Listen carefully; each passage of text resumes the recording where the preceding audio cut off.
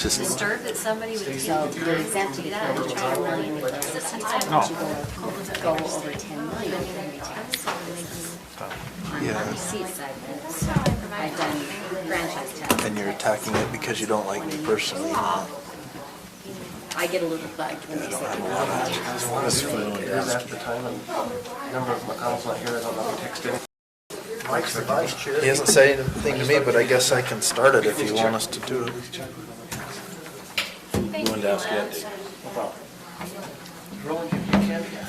Yeah, I heard it too. I heard him from right here. He yelled it all the way across. I'll send him a note, see. Wow, that's interesting. I'm just gonna photocopy this and, You can have that copy, I'll print me another one off. So that's yours. Okay. Unless the highlighting bothers you. But I went to this. no, that's what I I went was, to I the would stuff just went that- straight to the highlights. I went Why to would this, yeah, I highlighted the stuff that I thought mattered to us. So you keep that and I'll just print a new one off. These are so good, Roland. So another one? Which ones are good? Thank you.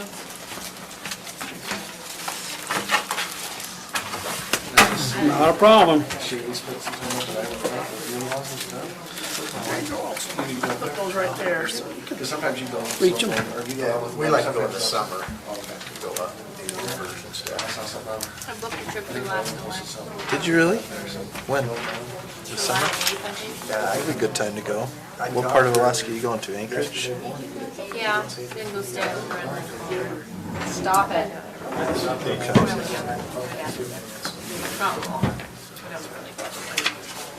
I'm sure it was fun. So, you just going for vacation? Good. We've been in Shanley. Well, it'll be fun. It'll be way fun. I love Alaska. I'd like to go back again.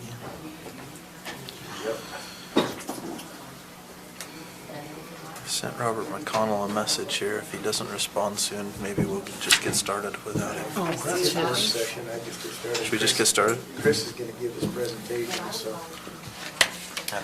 Is that Chris in the back there? Okay. You left me a message Saturday and you haven't had a chance to call me Started back. with with Chris though. You guys good with, if we start? Okay. Welcome to the County Council Work Session. We're going to go ahead and get started with the work session and turn it over to Chris to do a presentation on Wasatch Choice 2020. Sorry, I had the wrong one. Mountain Clean Interchange Study. Come on, Gosh. Chris, you can do it all there. You can just do both, can't you? Yeah, just do Well, both. looking at the last agenda that was sitting here. Is this okay? Yes, that's perfect. I could do a presentation on 2020. You could, but yeah. It'd be very boring. What I'm here to present to you is just some of the final findings from our analysis we've done over the last couple of years of exploring the Mountain Green Interchange. So just to kind of lay some context behind this, what we've noticed is that Morgan County, you asked UDOT to evaluate the current ranking and phasing of the Mountain Green Interchange in the context of the long-range plan. So Morgan County is poised to see growth in the next several years, and that growth is projected to have a positive impact on the economy of Morgan County. So the purpose of this study is to evaluate the Mountain Green Corridor and review and understand current and future plans in Morgan County and their impact on transportation. So that's what we did. So our last request, Chris, was if you would evaluate that under the current requirements, which extends it beyond traffic count, but into economic impact and development. Yep, and we can talk about how that plays into this also. All right. So the goals that were developed through stakeholders and there's a couple of council members who were on that stakeholder group helped us develop the goals for the study, the goals for the corridor. So there were 4 of them. There's 4 goals that were developed in a couple of workshops. The first one was to support corridor-wide and regional sustainable growth and economic development. The second goal was to enhance person and goods movement. The third goal was to promote safety and security for all modes of travel. And the fourth goal was to protect and enhance the region environmental and quality of life conditions. So how we evaluated this corridor in the context of those goals was we looked at population and employment growth in the county. and took into account any future developments that were going to happen within Morgan County. Is that including the CRA? Yes. Because we're missing our, last time you had such a nice little presentation slide deck, Chris. And I have that, I just didn't want to, I can pull it up if you'd like. I Humor can send me. it to you also, I'll send you the full report. So. If you have it, why wouldn't we put it up and go through it, Chris? Just, we had some technical difficulties at times trying to do that, so I can, if you'd like, I can, if there's a USB connection, I can just hook up to this. Thank you. Or not USB, but HDMI. Yeah.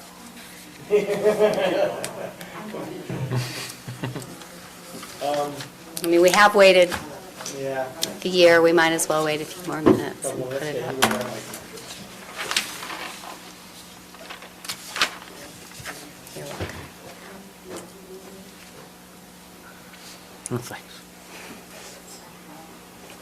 You already hit sneeze, so I might as well.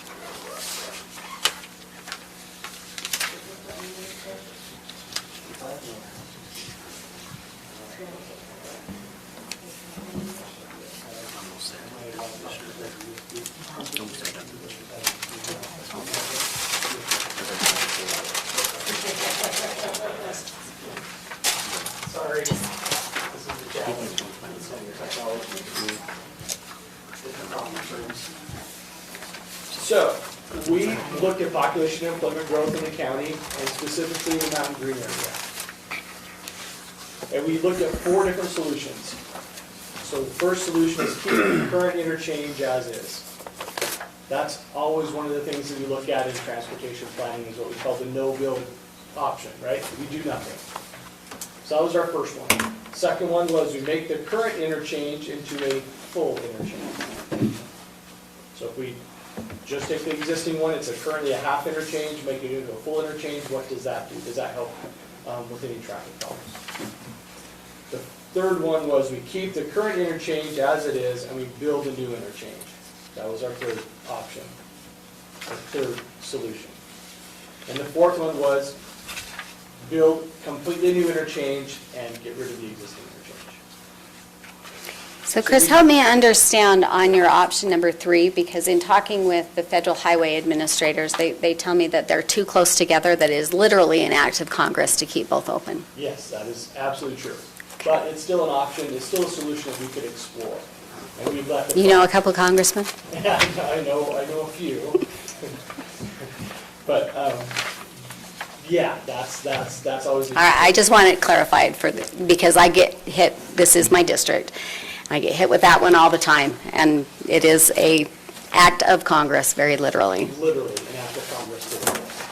But it's a solution we could explore, and so we looked at it to see if that solved the transportation problem. Did you rank these on ease of implementation? No, we didn't. All right, We looked at simply feasibility and if they solved the transportation problem. okay. Next step of ease of implementation would come later. How easy is it to implement, how cost effective, environmental impacts, all of that would come later. All right.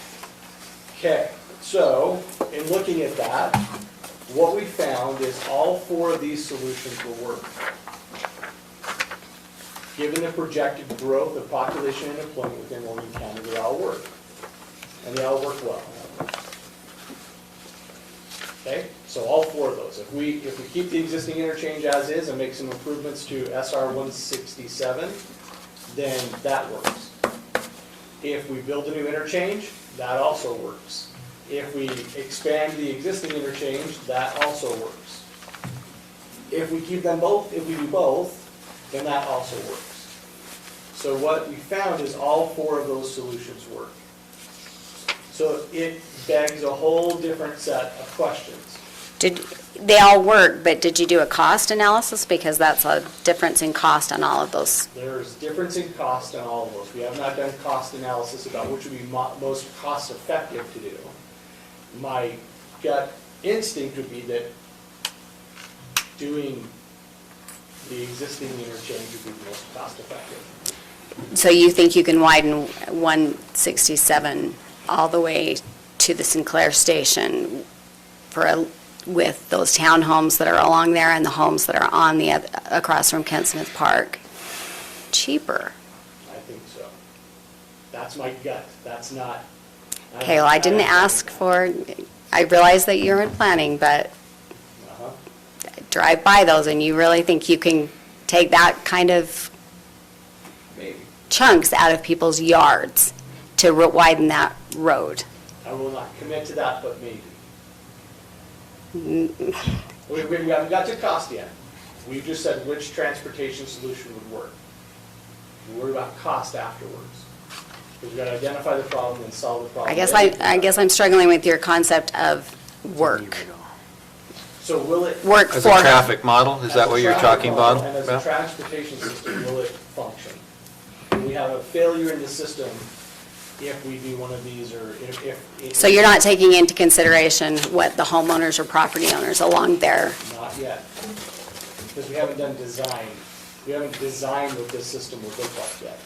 We don't know what the property takes are. We don't know what the full impact is until we go to that next step. have you met Carol Ralphs? I have not. I think you. Okay, so there you go. What we have found is that they all work, given the population growth. And we've had meetings with Snow Basin, we've had meetings with, we've had meetings with people who are developing on the south side of Interstate 84. We have met with as many people as we possibly could to find out what the future plans are regarding Mountain Green and Morgan County. And use the numbers that they were giving us to protect the future. That's what we know for right now, is that they all work. So, what does that mean and where do we go from here? Do they all work at the same level of service? Yes.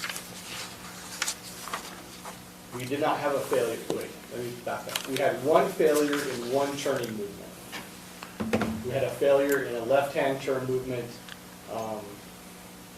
from the existing interchange onto 167. And that wasn't until 2050. So at the bottom of the off-ramp? Bottom of the out there. Okay. It backs up, starts to back up onto I-84. But with some improvements to the interchange, you can solve that problem. And at what point does the light go in at the bottom of Trappers? We think, talking to our traffic folks, they think they can do that fairly soon. I don't know if we have a year, but I don't have a specific date of when they could do that, but they're talking about that could happen soon. Yeah, well, having been stuck there multiple times.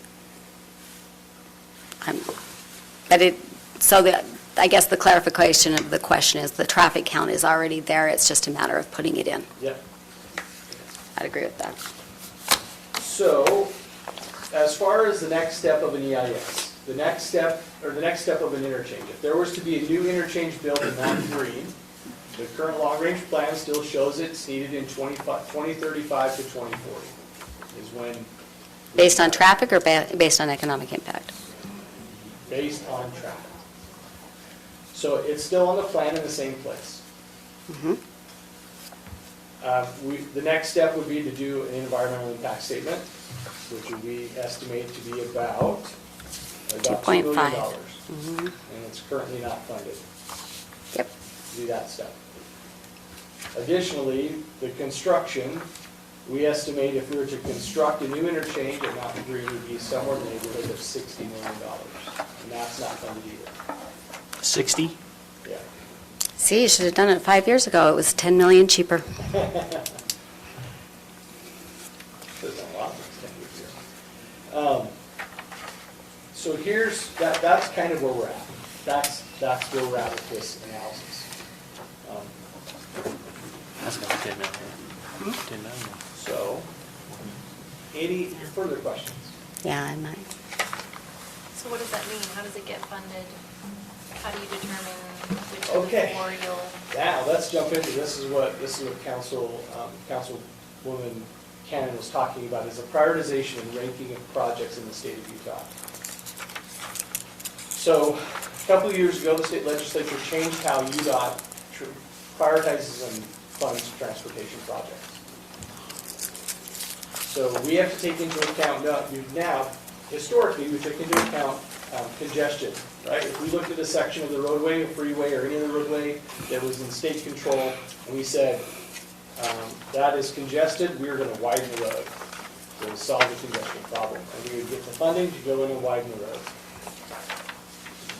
With the new direction they gave us, we met with metropolitan planning organizations throughout the state of Utah and lots of other stakeholders, and put together 4, what we call the U-Vision effort, and there are 4 principles that that's based on. The first one is health of the community, which gets into account like safety, active transportation, lots of things, project ideas like that. Next one is mobility. So how well does how much mobility are we granting and giving to an area for transportation? The third principle that we follow is connected communities. How are we connecting communities together with the transportation facility? And the fourth one, and obviously not the least, these aren't in order of importance, the fourth one has to do with economic development, economic growth in an area. So we went through and prioritized and developed metrics for all 4 of those. Now we have a whole model that is very robust, that looks at all 4 of those areas in ranking and prioritizing projects. Now, how do you get on the list of a project to be prioritized? So, per the direction of the legislature, we automatically take anything that's in phase 1 of a road project and put that into the model. So phase 1, long-range plans are broken up into 3 phases, and then usually a 4th phase that's unfunded. So the first phase is the next 10 years of that plan. So the first 10 years of that plan. We update our long-range plan every 4 years. We just did one, we just finished updating the long-range plan in 2019. We'll update the long-range plan again in 2023 as a state. They take amendments to that plan And every, Yep, every, every year. well, multiple times during the year I sit on that committee. Yep. So, automatically, phase 1 projects are included on that list for highways, roadways, throughout the entire state of Utah. And then that first phase of that list is then prioritized according to the model that I just described. We then start to look at costs of doing those projects, and that starts to come into play. This is where the legislature, the governor, and the UDOT Transportation Commission provide direction to UDOT on which projects to work on. So they take that list and they fund that list. They can fund it they can fund 10 projects, they can fund 15 projects, all based on the budget that they're given as the commission. That then is programmed and given to UDOT to implement. So. And that is the standard procedure, except for all of those exceptions. For example, like in the Cottonwood Canyons, when there is extra money allocated for recreation hotspots, and as in the Bear Lake Marina, as in several other projects in this list. So this is all how it is done in theory and by rule, but not necessarily in practice. So that's. You can also go before the Transportation Commission and present your argument over why this is feasible for additional consideration, and you could be part of their transportation tour and plan and have that discussion. Yep. So and that's exactly right. And here's the challenge in that: you are competing against projects throughout the state of Utah. Yep, and we've gone through that process, and we had the EIS funding at one point. It was with the call of a Morgan County Council member that stopped. That was me. Yeah. Thanks for the clarification. No problem. So, there you go. That's how it ranks. So currently, the Mount Green interchange is not on the list to be prioritized because it's in phase 3 of the plan. Okay. And then how do you decide, of the 4 options, how does it ultimately get decided which one happens, if any?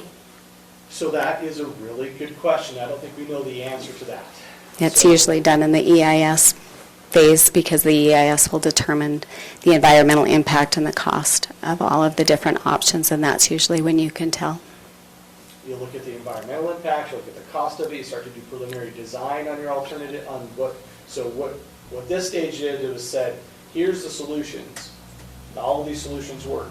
Are there any of them that we can just throw out? So like, for example, Councilmember Buchanan is pointing out the idea of having both a new interchange and improving the existing, and having the existing interchange. That's probably going to get tossed out because FHWA is just going to come to us and say, that's way too close. Unless Congress says, FHWA, we're going to provide some kind of exception to the standard in the case of Mountain Green. So that one will probably be tossed out. So then it comes down to the three solutions. Do you do nothing? Do you expand the existing, or do you build a new one? And the EIS process will go through that. Can I just ask a question about having both? So my sense in driving in other communities around the country is that there are a lot of them that have much closer interchanges than that would present, particularly if it's just just kept in its current configuration The interchange without at much conflict. I mean, are those 24th like and state 21st. highways or freeways? I mean, So- you go back to Minnesota and your opportunity to merge, I mean, I drove in Connecticut this summer and it's like, holy smokes, you know, you have to be very attentive in coming on and off. And the distance between our existing and the proposed does not seem to be so close that it would cause much conflict from my perspective. So in this case, this is a federal highway. Yeah. Interstate 84 is a federal highway. Now, in Connecticut, you're going to be driving on a state facility, and the state. So that's the difference, the state That's the difference, facilities, right? okay. So in this case, it's a federal highway, and that's the federal highway standard that we have to follow. Is I-15 federal also? Yes. So if it has an I in front of it, it's an interstate, it's a federal facility. Okay, well, so back to Member McConnell's deal. I mean, you look at, 21st and Riverdale, 24th. From Riverdale, 31st, 24th. 21st to 24th 21st, is a 12th. very good example of the close. I mean, those are all closer than what this would present. Is that a mile? I don't know. Yeah, 21st to 24th. Yeah, 3 blocks. That's why they come up with those numbers. Mhm. But then, back to the one, I mean, as far as It is, You know, yeah, my- it's scheduled my to be a concern- interchange. with closing the Mountain Green one is that we have 2 creeks. Gordon Creek runs pretty good. Dry Creek is off and on, but, if Dry Creek was to get washed out, everyone in the Highlands would be blocked off if we closed the Mountain Green one. I think it would be most feasible to at least leave that one as it is. Mainly for that safety reason. And those are all considerations that can be done, but the way the federal rules are such that you cannot have them that close. And the recommendation from our current sitting congressman was, don't even ask the question until you have the full. There is a process that you follow. Is this why you're running for Congress? Just kidding.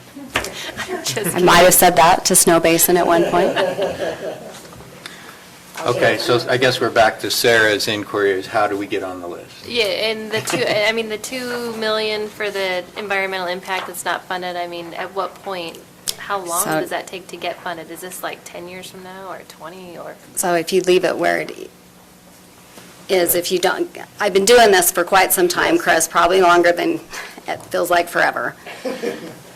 But, yeah, the EIS funding is the easy part. Once you do well, it's not the easy part, obviously, because we got it pulled, but Chris was able to do it with budget dust at the end of the year for money that was left. But that leaves you, they're on a time frame.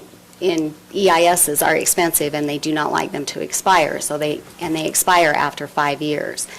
So the funding we also qualify because of our rural county, which Wasatch Front Regional Council is a metropolitan planning and has no expertise in rural application for federal grants, especially with the new programs coming through the Obama administration. We qualify for full funding on it if we apply as a rural entity.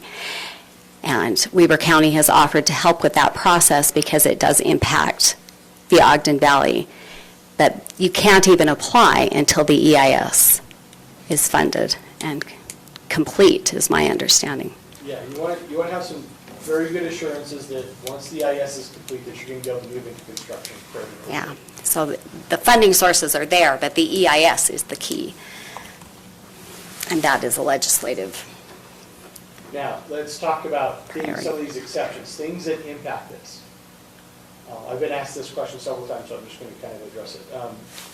Let's talk about the question I've been asked a lot, what happens if the Olympics come back to Utah? That changes things. That changes state priorities. That could bump this project up the list. Let's say the state legislature says, you know what, Mountain Green and Morgan County, you're absolutely right, we are going to fund it. If the state legislature comes and tells us to build the project, we're going to build the project. If Morgan County gets a rainfall of a bunch of money, and they say, you know what, the most important economic priority for us is we want to build this interchange, we're going to go through the process of building the interchange. So there are things that can change where the project is on the list. It's just, that's where it is right now. That's where we see the need. So as transportation professionals, we look at the need and we say, this is where the need is, this is where it sits on the list, this is where we can currently financially afford to do it, given all the other projects, all the other things that we're being asked to do. So that's where we are today. That's where we are today. So the EAS is not funded though? It's not. No. We're a It long was. ways out. That's what I'm gathering from this conversation. Yeah, it's We're not really on the list. No, we never were. Yeah, we were We never, never we were. were never really on the list. It's, So to have it pulled after it had EIS funding without a vote of the full council with one person able to shut it down was actually pretty discouraging. The other question I've been asked is, here's the other piece of information that I think is helpful. Last year, UDOT purchased the right-of-way along where about this potential interchange would go. Purchased the right-of-way between the Interstate 84 and the Sinclair. I've heard that we spent a lot of money on that. We spent $6.5 million on purchasing that right-of-way. If that was too much, I've heard that that's too much. I've heard it wasn't enough. So that's the amount that we paid for that right-of-way. And there you go. That's how much we spent on it. So we have a right-of-way that's owned by the state of Utah that follows an alignment that would go from Interstate 84 up to where the current in Sinclair is. So that's there. The right-of-way is purchased. So, was it purchased, what kind of interchange design was it contemplating? So our current concept, the idea that we have in mind is is a full interchange that does not go to the south side of Interstate 84. Is it a tight T or a clover? Clover. Clover. Sorry. So yeah, I think it goes over. It contemplates shifting, we probably have to shift Interstate 84 over several feet to accommodate where this interchange would go. So we've put that into the design. And that's where we're at right now. And that's what our cost, our estimated cost of about $60 million is based on that. So that's a preliminary design? Yeah, it's using the exit would go to where the rest stop is. Yeah. It's, So that Yeah. rest stop will basically go away. yeah. And the interchange would sit right there. We sat through those plannings about 2.5 years ago. So that right-of-way exists. UDOT has purchased it, and it's there. Is that part of your 60 million figure, or is the 60 million just a construction figure? That's just construction. The river, it doesn't make it easy over there. That's part of the cost. The river and the railroad. Union Pacific is a lot of fun to work with. They don't like to move train tracks. that part. They don't like to move train tracks very well, and that would be an impact. We're trying to do it without having to move railroad tracks also. Because that's not fun for anybody. Okay. So here's if I could just kind of, that's the That's what the report found. I think in all of this, there's some opportunities to do some things to kind of prepare for the future. I think there's an opportunity in looking at how this purchased right-of-way by UDOT can be leveraged to help plan that area. Now, I know that's a source of contention currently, that there's disagreements about it, and that's fine.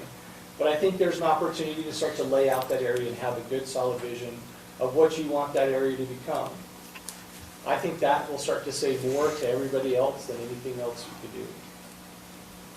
That's just my thought. That's not UDOT's official position, that's just me as a transportation planner and doing this for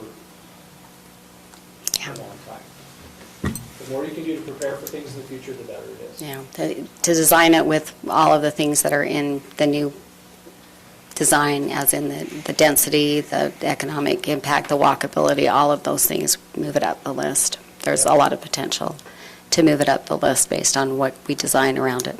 Yep. That's just. I have to go to all the meetings, Chris. Trust me. I voted for more projects in Harriman than I care to count. So question, so with your traffic study and flow that you've done, what is UDOT's estimated timeframe? 2035 to 2040. We do nothing. I would protect. Okay. So the Olympics would change that. If the two bid alternatives that they are looking at are two that happened before that, so you'd be way late. Yeah. If you're relying, if you don't mind, if you're relying completely on state funding and not on federal funding and the match, there are several things you can do to impact it and move it up the list. One is in the design, as Chris said, and the other is in your ability to bring funding to the table. That's usually how projects get moved up. So they did design in it with that legislation. They, instead of doing a CRA where the property tax revenue goes to the entities that build there or the developer that's there, there is the opportunity to designate that money to go back to pay for transportation dollars. So it's like a transportation CRA. It's a transportation investment. So you can designate the community tax dollars to go to pay the state back for a project. That'll move you up the list. Or there is the potential of being, because it is a federal highway, we are a rural county, and that is legislation. That's why I sit on the NACO Transportation Committee. That's where those funding sources are discussed at length when I do that. And we have the availability to do that and bring funding to the table if we apply for it that way. Again, it's not what Wasatch Front Regional specializes in, but the 7-county coalition does. So there are options. And then development around and Yeah, so, and then the third one is, yeah, It the probably development. goes to a couple of those different factors in terms of their Exactly. assessment. So, The tax increment could be used to pay for any transportation improvements in there. yeah. So, And interchange we want. So when we built the coalition that got the EIS funding, that was with Ski Utah, that was with Snow Basin. Wasatch Peaks has expressed their support for it. Weber and Davis County have always been on board. If I have to hear the commissioners offer out of Weber County to get it done for me just by annexing the area one more time, they offer all the time. They'll take clear to the Peterson exit. So, I know there's, and really, a lot of, all these kinds of decisions are up to you. They're not really up to us at UDOT. It's about your vision and what you want to have. Carlos Braceras, our executive director, has given UDOT the charge and to help build the community of our dreams. And not to create a dream for you, but to help you build that. So that's our charge. We're here to help with that any way we can. And it's, a piece of that is making sure that we spend the state tax dollars wisely. So it's really up to your vision and what you want, and you building the community that you see, that you want to have. And that's not always easy, and I appreciate that challenge. It's not only, you're not only working with you folks, but you have a whole bunch of constituents to work with. And Yeah. they may all not disagree on how to get to this place of what you're trying to build. And that's a tough road. I appreciate that. Well, and it is still, just as a reminder for everyone, it is still the number one priority on the economic development list for Morgan County's economic development plan as we presented it to the governor. That was unanimously voted on by the council. It's time to update that. But all of the public votes have been that that would be the number one priority. Okay, any other questions, any further questions or comments? Okay. Thank you very much. Appreciate it, Chris. I'm your favorite person. We'll see you soon.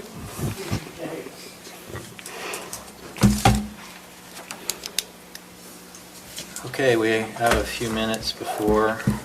I have an item that needs to be discussed by the council, if you wouldn't mind, if you will indulge me. So if you remember I'm trying to remember what they called it, but the marker that they want to put at Devil's Slide. So this is being funded by the Natural History Museum, and don't let them fool you. It's not up to you what it is. So they're adamant that it will be Devil's Slide, but they will let us choose where the marker will be put. So here are your options. So I am not going to tell them what to do without input from the council. So they're asking whether or not you want it at the Devil's Slide Credit Union, because it has the same name.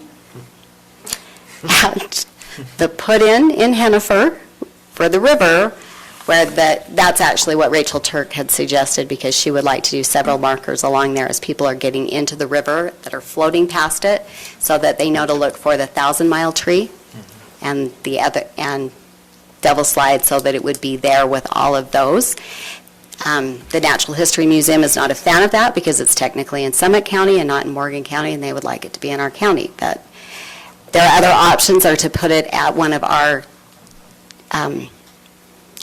parks, our state parks, but they're really far away from Devil's Slide. So an option isn't to put it at the pull-off at Devil's Slide? they can put it there, but we don't own it. So I can make them go. She said that she has worked Technically, with. neither does UDOT at the railroad. Yeah, exactly. That's what I said. UDOT doesn't own it, the railroad owns it. If you want to make that call, They won't. that they won't, say anything about it. again, you can't encourage people to hike it or any of that. It is not public property, so. What exactly is this sign supposed to say? It is a beautiful placard laid into the ground, and I don't know. She says it's really, really nice, and she will come bearing gifts, including the backhoe to drill the hole to put it in the ground. We just have to tell her where. What kind of gifts? The backhoe and the marker. And a promise to not call me and bug me about where to put a marker anymore. I kind of think the river idea is cool, but I honestly, that's why I'm putting it back to you, because I think that's the most logical place to put it. That's where people have the time to, Where on the river? where you'd put in Hennifer at the river access because that's also state park land. But it's a mile past our border and in Summit County. But Mike has It's been. actually DNR property, not state parks. Yeah, so we've already been The putting. idea is to let people know that are running the river or that happen to get off. Yeah. There's this sight to see as you Yeah, float down through Morgan County. it would get probably more visibility there than anywhere else. Yeah, that's what I because think. there's so many people, but yeah. She was really excited about Devil's Slide Credit Union. that's That weird. option doesn't make sense to me, I mean, and neither does putting it at one of the state parks that's a long ways away Yeah. from Devil's Slide. So of the three options you presented, Hennifer put in makes the most sense to me. I like the pull-off at Devil's Yeah, I'd Slide as rather put it well. at the I do pull-off too, at yeah, I Devil's like- Slide right in front So of I it. can tell them, that's our first choice. Let them fight it out You with, can figure out how to get the permission. Good luck. And then, So railroad, Union Pacific? basically all of the freeway is in UP right away through the canyon there, nearly all of it. Especially through there where the river winds underneath. So they must have some kind of easement for the pull-off. Yeah, they have easement for the whole freeway. So I wonder if So it's probably the easement developed. rights are drafted broadly enough to include a marker. Then you wouldn't really I need would any think so, additional right? I permission. mean, If we could put a dumpster right there. If you can put a we'd dumpster, if certainly you can put put signage. I've never actually pulled off there. Maybe we just need Because to- it doesn't look like there's any place to even park. It's more of Yeah, a, there's place you can park there. There's a sidewalk there you can Parallel stand park. on and look at the slide. Yeah. I actually What see other- people pulled off there often, very There are other often. 5 or 6, you could probably put 5 or 6 cars in there, Oh, I yeah. think. Yeah. I guess I I agree, just that's never the go. best option, it just wasn't included on the 3 that they were suggesting. Suggested. But They're if not we saying could that say that's where we would council might prefer and look into that Yeah. would be my. I can tell her that's, the first is there and then the second is I would Hennifer. agree. And Yeah. I just promised her I even wondered, instead of in Hennifer, even if we could put it near the Croydon Bridge, only because your Raptors get out there anyway to go around the bridge for the most part. But don't we end up being on the cement plant property there too? Well, no, Where they're, you're- because you're where they're railroad doing property. the party beach, isn't that? That's railroad property. Okay, railroad property, party beach, what do we call the Croydon? But it's gonna be there no matter what, and Any hey, we're gonna other- build a new bridge, we can just hang it right on the bridge there if you want. There you go. Any other perspectives that, Yeah, because I have no strong feelings on this. okay. Clear enough on what Yep, we would prefer? I will call and tell her. Anyone else? Did you consider the place where they take the pull-out location on Taggart's? Dope Road? Yeah, we can do that. Call it that? They're just past the slide at that. Yeah, point. they're, Just past the. Well, You it depends can't on go which back the direction you're river. going. I mean, Yeah. Most people don't float it going up the river. Oh, you mean for the river floating? I Yeah. meant just like people in A general. citizen watching the meeting just texted me and said to throw that out there, so. I guess, Dope Road. I guess I thought the marker was principally for the people traveling the river. Yeah. But if it's one, That's where they get out in the river though, I think. yeah. Well, but then they're not there to, I think the only problem with it, I don't care, well, we can put it on that property right there, but then they don't typically go the other direction, so the other side is better for, look for this, and that's really what Rachel was going for with the 1,000-mile tree and the things to look for as you're going along there. I mean, to me, if that's what if she wants it to be a look for this, it ought to just be a sign right next to the river, in the river that says, look at this. Yeah. Not a Point fancy here. plaque that is gonna be set in Yeah. cement. Well, what Rachel was thinking is totally different scale and visibility than what the marker is. Yeah. so It just happened to be, when I asked her about it,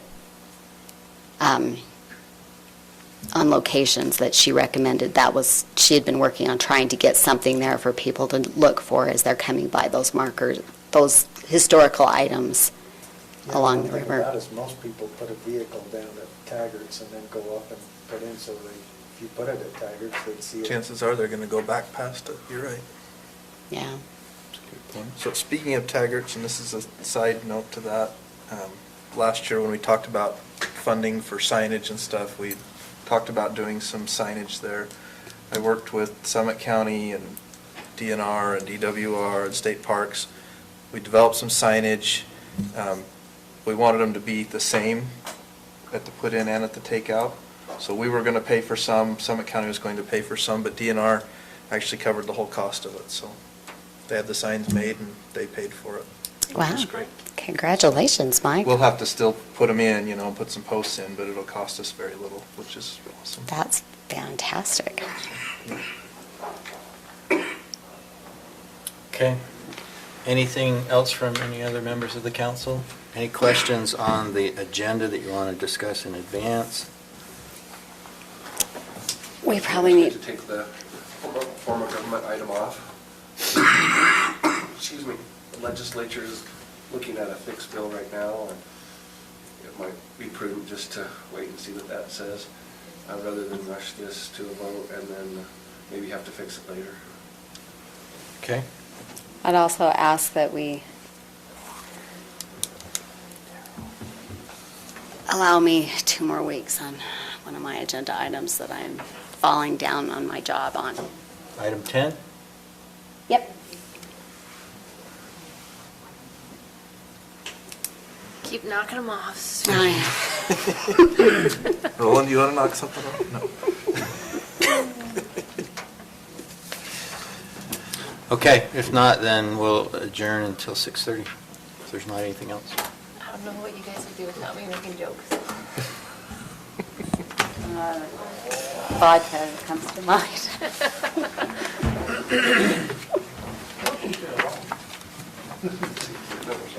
Oh, I love you recorded still.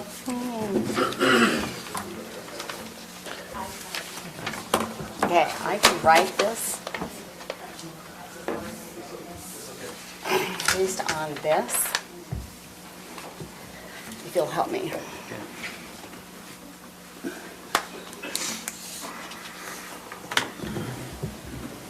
Lance, can you help us with this? Between you and Stacy, maybe? So on this corrective action plan item, it's wanting, the corrective action plan should explain how the problem will be resolved along with the anticipated completion date. So there's my problem, is I don't want to tell you guys when, What'd you say? with the write-off on all of them, and writing them all off. So you're looking for a completion date? It doesn't matter. You only have to control most of it. You don't have to get them all. That's right. I always get like. Well, the 500 and above, but do we have all of the, so Roland didn't know he had 13. Yeah, we have a list already. Yeah, I have the list, and it's right here. So we're ready to write off? I mean, the place gets a little stuffy. To make light of it when we can, right? A little stuffy. This one? Yeah, so,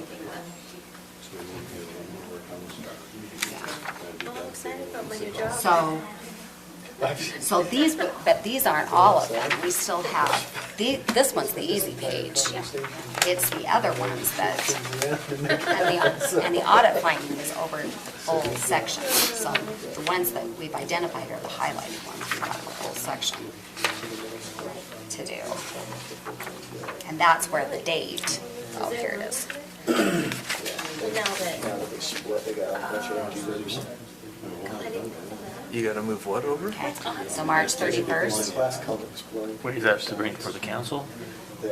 No, because we can give them direction on, because we can, the direction of the council on writing it off. So what do you need, March, what do you need that much time for?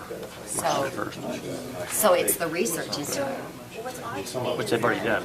you guys just No. moved a new addition to high school, yes. Rooms in there to teach classes. I mean, it just seems a little, the other part I can't get over is that there were no That's what I'm air saying, it's done. But that's still done. Any adjustment has been identified.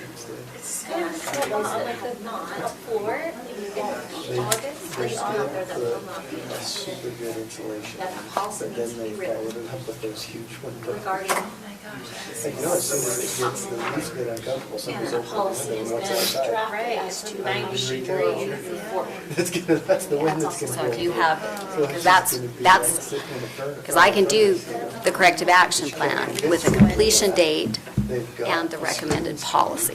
that format, their shade. March 31st.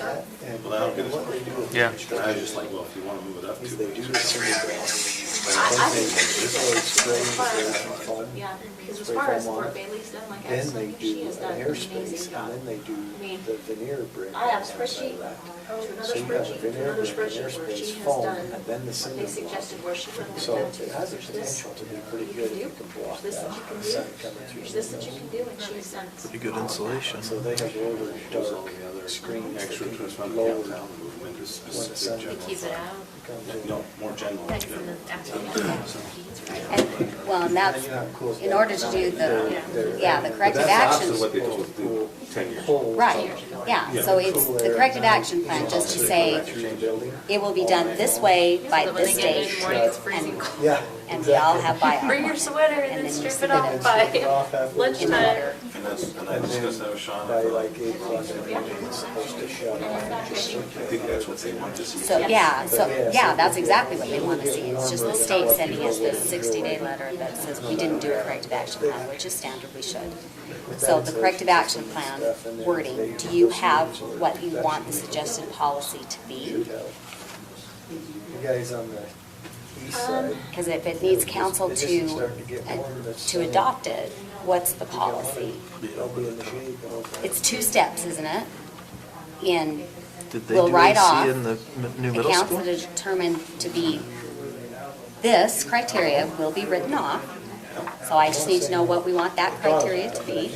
And the second step, moving forward, is, Creation of My oldest will be 13 in May.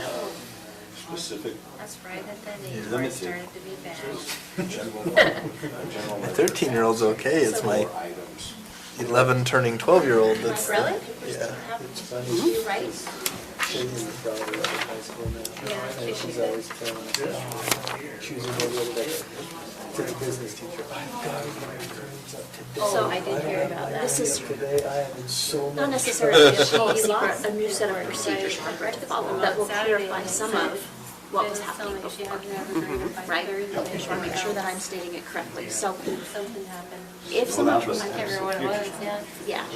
So if some of your wording wants to be, an identification was done. And I wanted to So, say, this is the most interesting that was the first thing that she did, is she went through here and identified And those that either had a dollar amount or a year That's of dormancy. the teacher. so do we know what that specifically was? Over or under $500? And I want to say, There was, yeah, I but it got to something because think there was some in there and I skipped right over them. She says, so she And then did No not- activity since, what was I don't that have year? a choice here. It There looks is like the no latest one negotiation. was Yeah, they're there. So no activity in 3 years? Funny kid. So that's the first thing that she did, was identify what she did, So there are minutes. whittled that down to this list, but we have since removed these. So she does have a different list that has this with this stuff Do you removed. know who I am?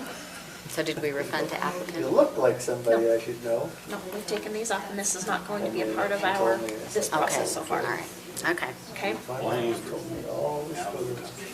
And then from that procedure, Tell her stories when she flashed me in 8th grade. So I think she just emailed it once. She sent the agenda like 3 times. invoicing and budget procedure has been written to help clarify Kept talking. the invoicing What do you do with and this? reconciliation. You don't Yeah. bring attention to it. That's No. one thing I learned. Bailey, write I that? had She teachers tell me did. whatever you She did a great job. Invoicing, stupid things like that. Reconciliation. Ignore it and move on like you Yes, didn't even know, 'cause if you invoicing, bring attention to billing, it, and they're gonna start calling reconciliation. names. And Yeah. so I never even, I acted like it never even. policy has been written. A procedure and policy.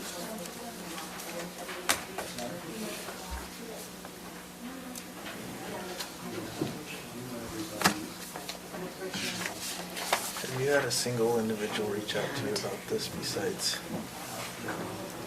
We've written it, and now we're using it, right? besides Yes. Dylan? Is that, so if you'd like. I don't know that I need This side of the- all of the steps, we just need to tell them that we've done it and it was done by this date. So is that what the I email liked is? some of the wording that Aaron used, although he doesn't Oh. want us to use his wording, is that everything's been well supported. He sent like, And anything that's remaining, he sends them, Um, fairly- he was sending them very frequently. QD is the Yes. QuickBooks program that they'll That's continue to use, is going to That's be the their address. subledger, which will contain everything that's supporting. Yeah, the first one I looked at. And I will just be keeping a main number that will tie back to her breakdown. So I haven't So opened the this. subledger will be reconciled with the general ledger, right? Yep, Is that right, Dixie, on a monthly basis? yes. I've opened them, but there's. But it's going to look much different than it looks now, because what Crap emails from you people. cleaned up will no longer This is exist. so-and-so from such and such, and I've got billions of dollars I Here's wanna the give deal though, you. I Monthly. get the same email at, like on my work. It's the like continued today, I get the reconciliation will same happen one. monthly. Really? So they must have like, I don't know if they have. They're like attacking all the Yeah, lists of public entities. it was the exact same thing. It's easy for them to get For the those email reconciliation, addresses. you send the list and then it reconciles, because you don't do the reconciliation.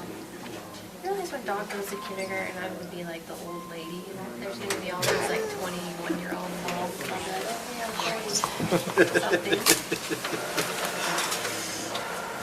And you guys are all 20, 21. Basic was, if identified anything plus or minus $600, Experienced. or has had no Right. activity in 3 years, to be written off. Oh, that's That's true. You're right, they'll be 25. 25. Written off is 26. such a non-accounting to be determined. You know what? You've also got the other half that are still having kids. I'll see if he finds a better way to put it. So. Could have them stretched out over a 15 or 20-year period. Yeah. And shoot, like, my daughter was the oldest and her friends were the youngest. And so we were just the opposite. Oh, We were yeah, I the see young what you're saying. couple and they were They the were old the old couple. people. Yeah. So you have that too, so a lot of people that we dealt with as parents and students, friends and stuff, they were a generation ahead of me. I guess I have Shaylee and Frank. There you go. One, He uses write-off. one old lady. They hang out with me.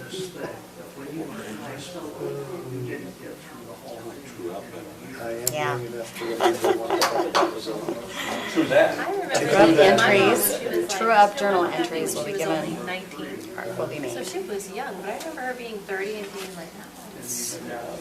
But again, we have to do it, we'd have to put it on Such a the weird agenda concept. for open meeting I over, mean, my mom, I think, I was the third. for the council to decide, so we've got to write it and put it on for the next agenda for public noticing, or I would think this would be an administrative item, not legislative. The adoption of the corrective action plan. And I remember Do we have to publicly notice the corrective action plan? it's a little older, but it's really not that old. My parents are just killing this time. People come and they're like, that's your mom? Oh, yeah. That's not. They want this done. That's my understanding. But there's the noticing on it, is the corrective action plan. And if the council votes to approve a policy to write off any account with plus or minus $600 or with no activity within 3 years to be They must have had true kids young too. Or written off, grandparents. Oh, yeah, my dad was there first. is that a vote in a public meeting or is that an administrative And item? they were married like 20. I think my mom's one was only That is the impression that. That, yeah, that since it's on What are your there. thoughts, John, on us having like a monthly administrative meeting on What do a you different think, date John? and time than the council I think meeting? that'd be an audit I think committee, it would but probably be helpful. Because I feel like there's a lot of administrative items and I have no problem. I would love to getting discuss buy-in from them, the council, but- now they're all here this week.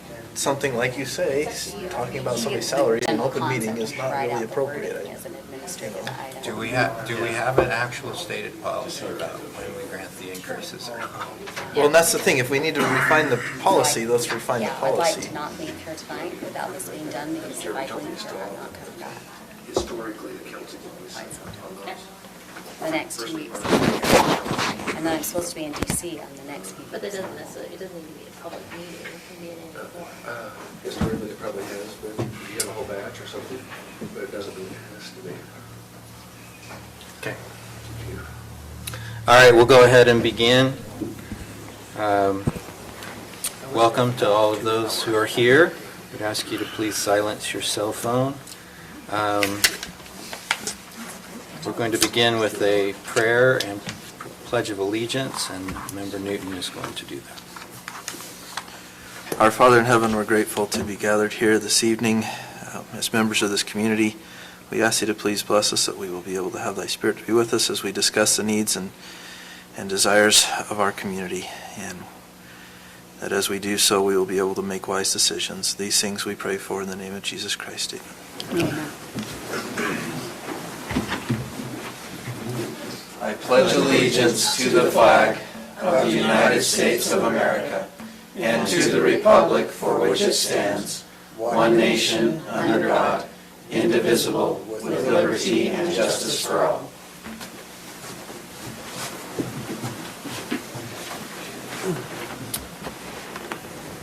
Okay, we need to consider the agenda and have a motion on approval or make any changes that we want to make. I know Mr. Ferris has asked that we remove item 9 from the agenda tonight.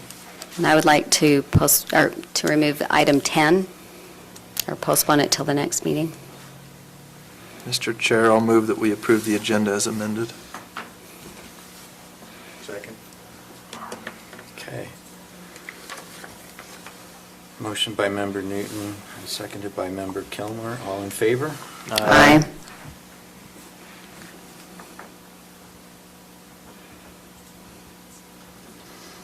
Okay, we have approval of the minutes.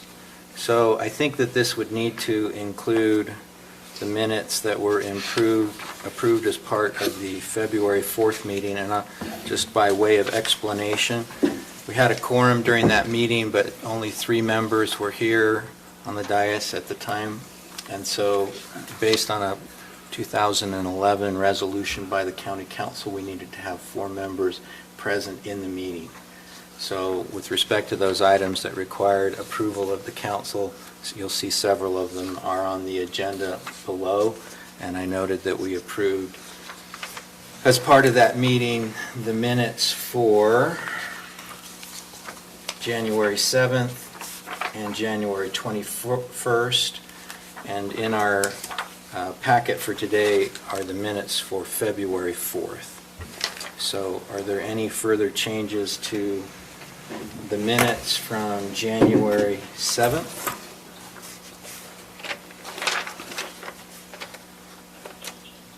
Any changes to the minutes for January 21st?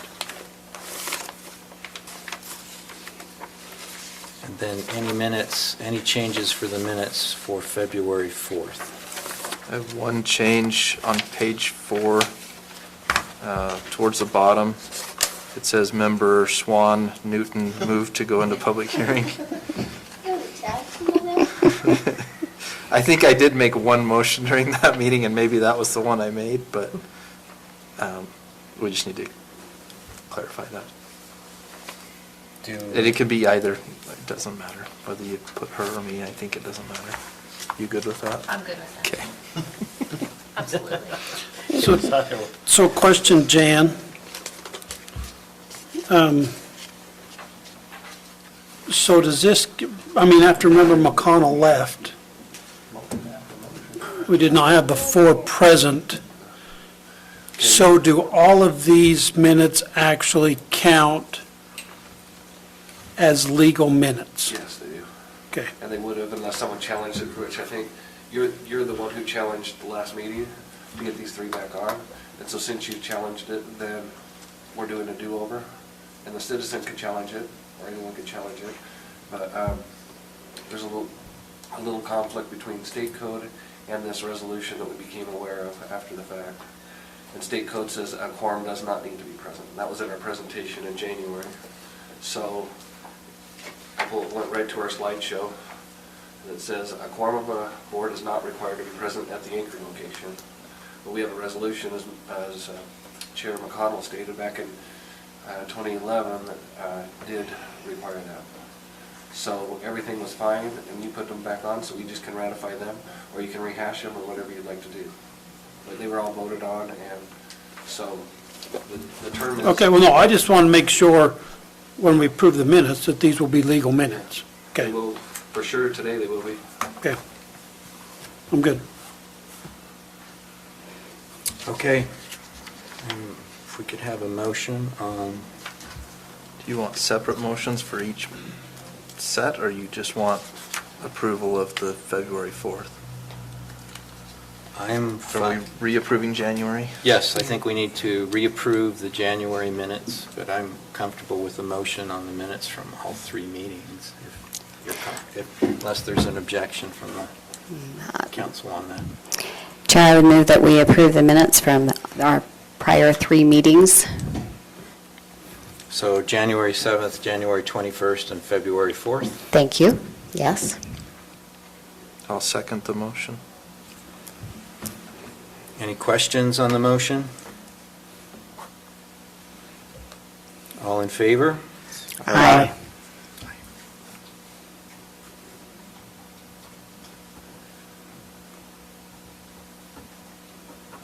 All right, any conflicts of interest that anyone needs to declare?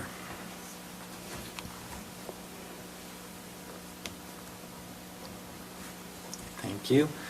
All right, it's time for our public comment period. This is a time for members of the public to take an opportunity to raise issues with the members of the council. Anyone would like to make a comment? Limited to 3 minutes. We might even go longer if it's... Okay, seeing none, we'll move into our business. The first item of business is Dave Webster, discussion, decision on amending ordinance CO 10-10 to adopt the current editions of the referenced codes, to adopt certain appendices to the code, and to correct typographical errors. Dave? Good evening. The state of Utah mandates that every jurisdiction in the state enforce the same codes statewide. And I don't think we're required to, but we had adopted previous codes as ordinance. And I believe that makes it easier for us to enforce through county ordinances to state law. So anyway, what we did was we amended the old codes out and replaced them with the ones that the state currently requires. Also, the state required that we adopt Appendix Q of the 2018 IRC, and that has to do with tiny houses. So I put that in there. I doubt if we'll have to have any tiny houses. It doesn't look like we have anything close to that. But anyway, it's there. Also, there was verbiage in there about Board of Appeals, and the 2018 International Building Code has an appendix section on Board of Appeals, how to choose members, how to operate their meetings and whatnot. Then I thought it would be nice if we could adopt that, so we have some guidance, a little more than we had in the original ordinance. And then there were several typos or things that didn't make sense, so I just edited that. So that's basically what I'd like to do. Okay. Jan? Thank you. Would this take the place of the hearing officer, or is this a different road than what we're doing right now with the hearing officer? Because right now we don't have a Board of Appeals, the council opted for a hearing officer. So Okay. can you just tell us how that would work?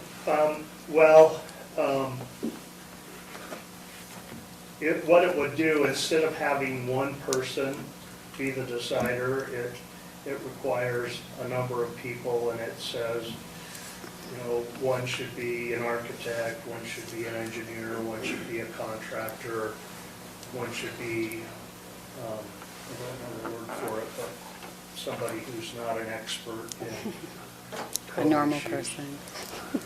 A layperson. A layperson. Yeah. So, and, if the council is, wants to go with one person, I certainly don't have any problem with that. However,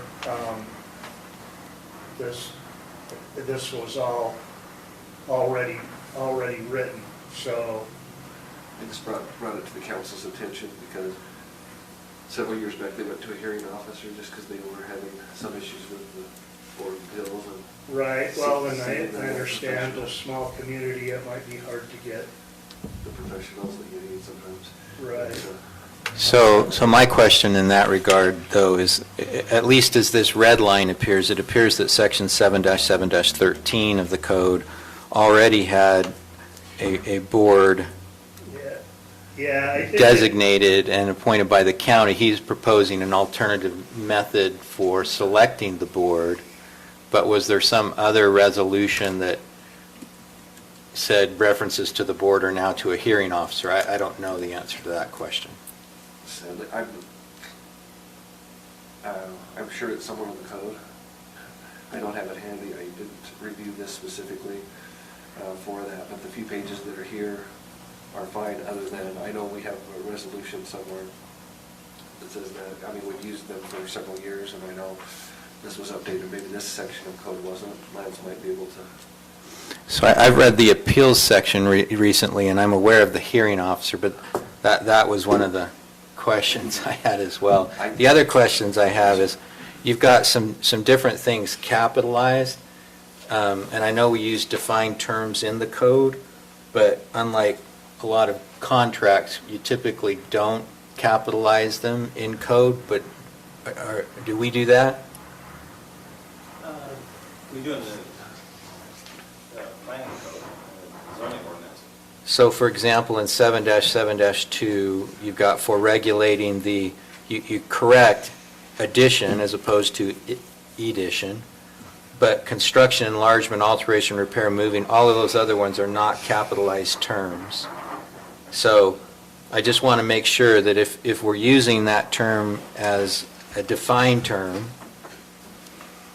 addition is somewhere defined in the code, then we would use a capital A. Sure, and- If it's not, then it shouldn't be a capital A. Yeah, and I guess I should say, I haven't had an English class in over 40 years, and I don't claim to be an expert, so if there are things that need to be edited. we can Oh, certainly do you've that. used the right word. This is just in terms He's of an the attorney. code and the way we Just- typically All the define others in the things. sequence are all lowercase, so Yeah. that should be lowercase too, it looks like, because there's 10 things there, all lowercase, where you're referring to.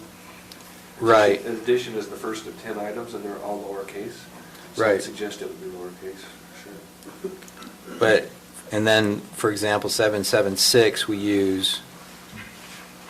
capitalize Morgan County, clerk was not capitalized, but building official is. And I think we ought to just have a standardized method Sure. for referencing defined terms, but, Sure. 4 times. The building official will be entitled also a defined term. right.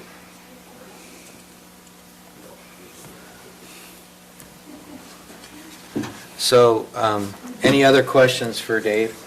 I don't know if this is really for Dave, but maybe going back to this appeals section, Section 7, or Chapter 7 deals specifically with building code, right? And Chapter 8 is our land use code, so I'm thinking that the hearing officer is land use, this particular group is strictly to building code.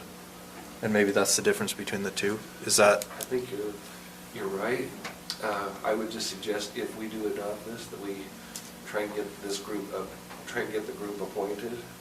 Because that was another problem we had years ago, is we didn't have a board of appeals, and then people started appealing stuff, and then we had to try to get it them done? going. And so that may be the case, if we're gonna.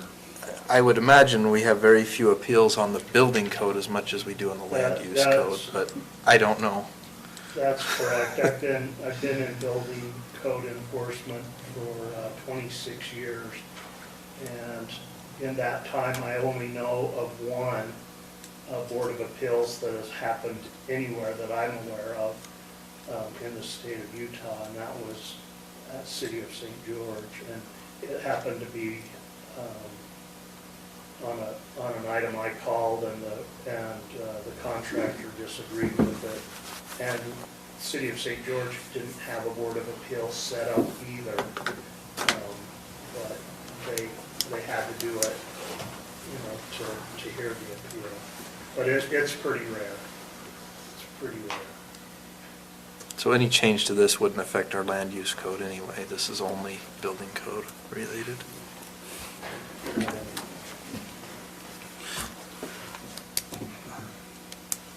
Okay, so on this, your Appendix B, International Building Code, so who are we defining as our appeal. And the only reason I'm asking is because if somebody comes in and looks at, okay, I want to appeal, where do they find out? They happen to go to this code, where do they find out who they're appealing to? I mean, what is the, Well, that's what, it's this document right here, it's just one page, but it has the whole process. You know, they appeal to the building official accepts it, sets up a time, arranges for the Board of Appeals to meet and provide a secretary and the process to go through for that. well, I'm just wondering if it wouldn't be beneficial to include that in this. A copy Seeing of the it. the verbiage Yes. from the 2018 edition. Yes. I thought about including it in your packet, but in the end I didn't. So I apologize for that.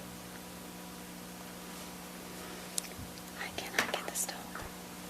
Okay, well, I would like to have it included Okay? in there.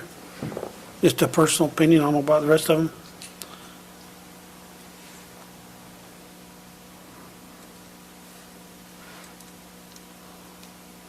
And then just for clarification of process, this isn't amending an ordinance tonight.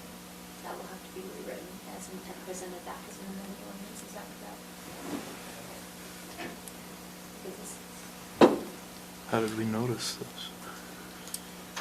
It says, discussion decision amend ordinance county 10-10 to adopt current editions of the code. but it's not in an amended ordinance, that's my question, it's not in an amended ordinance format for you to sign off on tonight, approve amended ordinance CO 1010 with the signature box. And do we have to have a public hearing for an ordinance amendment? Normally, we do. I'd say if you approve this, you're approving the idea of an ordinance coming back to vote on. I can work with Dave on minutes to get you that kind of document. Right, and we really need to do some editing, so I'm not opposed to putting in whatever you want. Okay, any other questions? Do we need a motion then to move this forward in the process and have it brought back as a formal resolution? I'll make a motion if that's what. Mr. Chair, I move that we direct Lance and Dave to make the edits as suggested, including adding the section to the appeals section from the International Building Code Appendix B, and then bring it back to the next meeting for final approval and vote. Second. You good with that?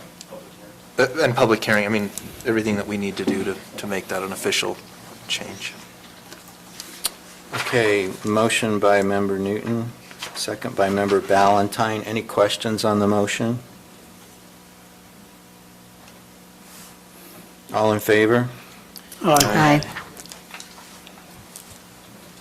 Thank you. Thanks, Dave. Thanks.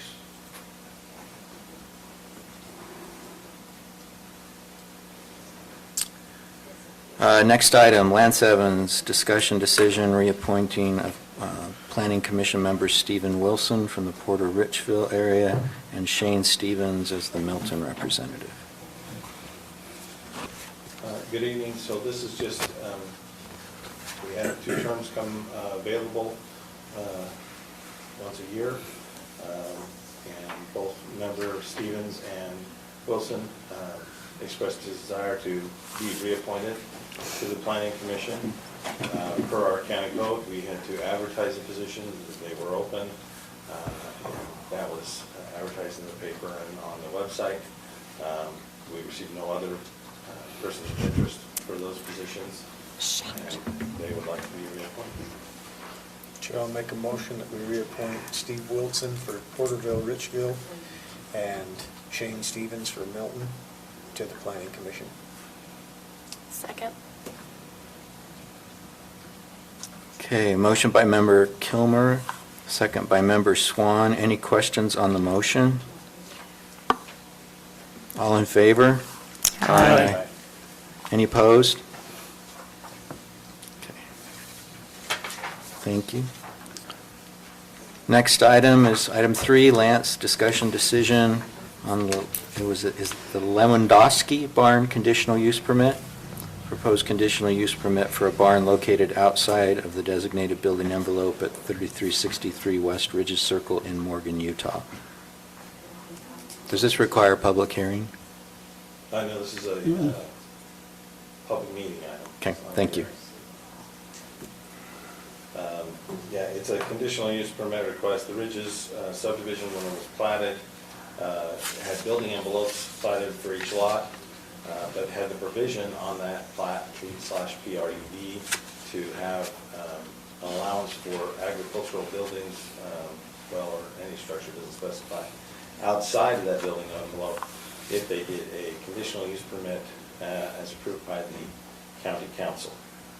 Mr. Lewandowski is the fourth applicant to come in and request a conditional use permit for this type of structure outside of that building envelope. This is, pretty standard procedures. It's a minor change. They're large lots. This happens to be over an 8-acre lot. And the proposed structure would be 40 by 60. I think it's 2,200 square feet approximately. And so that's the request. They've gone through the process, advertised. They have approval from the Architectural Review Committee from the Ridges Homeowners Association. So they have all the requirements. The Planning Commission held their meeting last Thursday to review this item. Their main concern that came up out of that was that the PRUD also has a set area for open space requirements.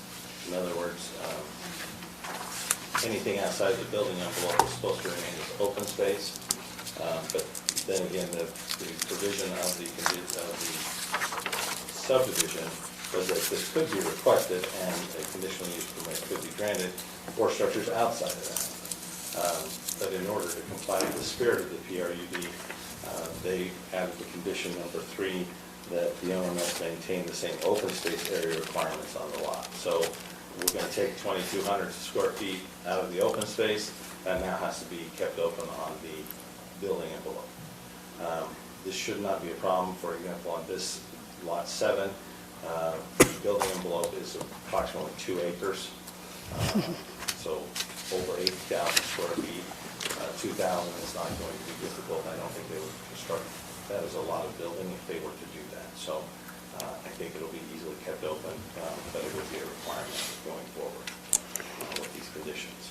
Lance, is that going to be a recorded requirement? Changing No, that open space? It would just be through the conditional use permit. So when the structures, when they would come to build a structure on lot 7, we would just look at the past approvals and go, okay, well, we can't have, if they were proposing to build something on the entire building envelope, we would have to draw the line there and say, no. So why wouldn't we have them redraw their building envelope? Because that would require a plat amendment, which is a somewhat onerous process for just amending a plat for this purpose. And I cannot, it's just almost inconceivable that they would come in and do a structure or structures that took up the entire building envelope and didn't keep, that built to that level. As a matter of fact, I'm not sure they could do that with lot coverage. Or the only reason I'm asking is because in Surrey Lane, a resident built a barn, and we made him redo his building envelope to accommodate his barn so that his open space requirement was still met. Different PRUD, different rules and regulations. I think the Ridges PRUD, the way it's written with the a provision specifically to, you can build outside the building envelope, it just has to be, go through the conditional use process. I don't think they wanted to prohibit it, I think they just wanted to be able to say, oh yeah, that barn's not gonna be in a horrible spot, it's not right in Bob's view shed, you know, they just wanted to be able to look at it a little bit and have some control. And it's gone through the homeowners association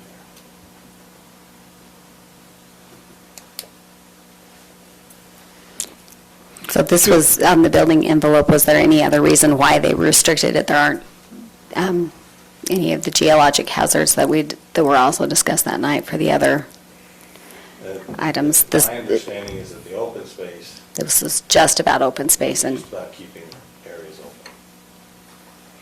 Do you remember what we done on the others? We've had 2 others built that had to come in for conditional use. Is there 2 or 3? But did we, We've had 3 others, and no, they didn't have to do, this condition was not imposed. It was not an issue. but did we make them redo their envelope line? No. But only because this particular PRUD has a stipulation for it, otherwise we would have Yes, well said. It specifically identifies. outbuildings as being This acceptable. outbuildings may be done through this process. The Surrey Ridge was different, technically. I mean, there's all sorts of different plat notes throughout the county. I mean, some say no structures, some say no habitable structures outside of building envelopes. This is just an agricultural barn, so.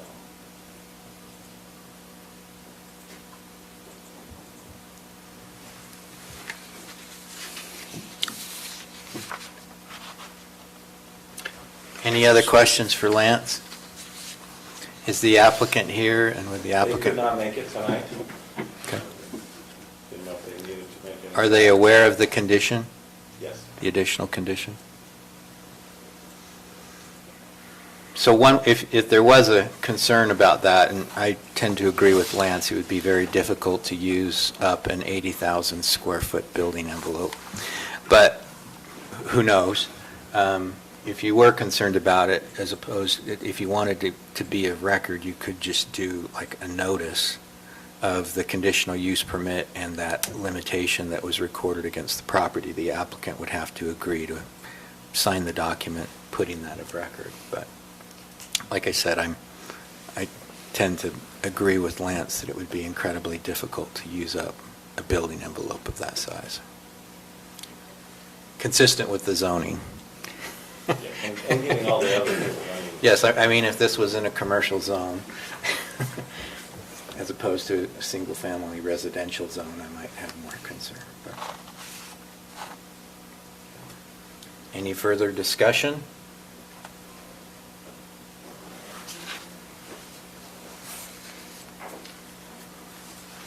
I'm ready for a motion if somebody's... I'll move to approve the Lewandowski conditional use permit request to construct an agricultural barn outside the building envelope of Lot 7 of the Ridges PRUD subdivision, application number 20.002, subject to the findings and conditions listed in the February 13th, 2020 staff report.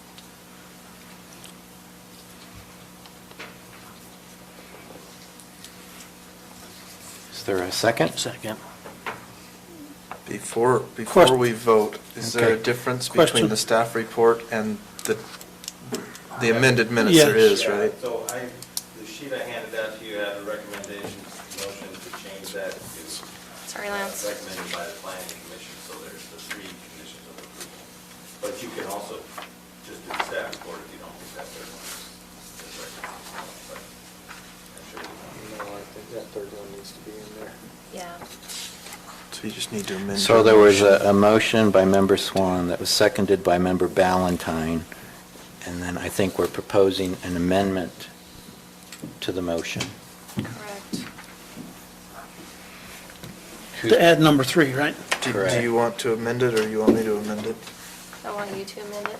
So I don't know what Okay, I'm Mr. amending. Chair, I move we amend the motion to strike the last sentence of the motion Oh. and change that to subject to the findings and conditions recommended by the Planning Commission at the February 13th, 2020 meeting. Is there a second to Mr. Newton's proposed amendment? I'll second that. Okay. those in favor of the amendment? Aye. Aye. Aye. Any opposed? And then those in favor of the motion as amended? Aye. Aye. Any opposed? Thank you. Okay, that brings us to item 4. Ben Nadolski? Close enough, maybe? Okay. Introduction as the new regional supervisor for the Utah Division of Wildlife Resources and presentation of the annual payment in lieu of taxes. Thank you, Mr. Chair, members of the council. My name is Ben Nadolski. I'm the, as Chairman Connell mentioned, I'm the new regional supervisor for the Division of Wildlife Resources in our Ogden office. So out of the Ogden office, we supervise all of our operations in northern Utah. Been with the division for almost 20 years and spent a great deal of time in that office in previous roles. But I'm excited to be back and to be working with the good people in northern Utah. So I'm here specifically tonight to present to you the payment in lieu of taxes check for your county. This is a check for the year 2019, which is often referred to as a PILT payment. If you haven't heard of PILT, payment in lieu of taxes for properties that we own in fee title in the county. State statute requires that we reimburse the county for the tax revenue that was foregone for the property being transferred to a state entity, which is tax exempt. So tonight I am here to present to you a check in the amount of $3,585.84. If I know it's not a huge check, but We appreciate every amount we get. Every dollar counts. okay. Mr. Chair, if you're okay with me approaching the dais? Sure.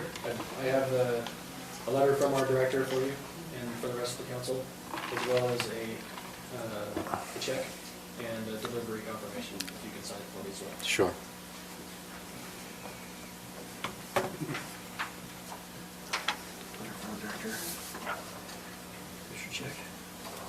That's for the whole year. Ooh. Sign your life away. Yeah. How many dollars is that? 2584? Yeah, 85.84.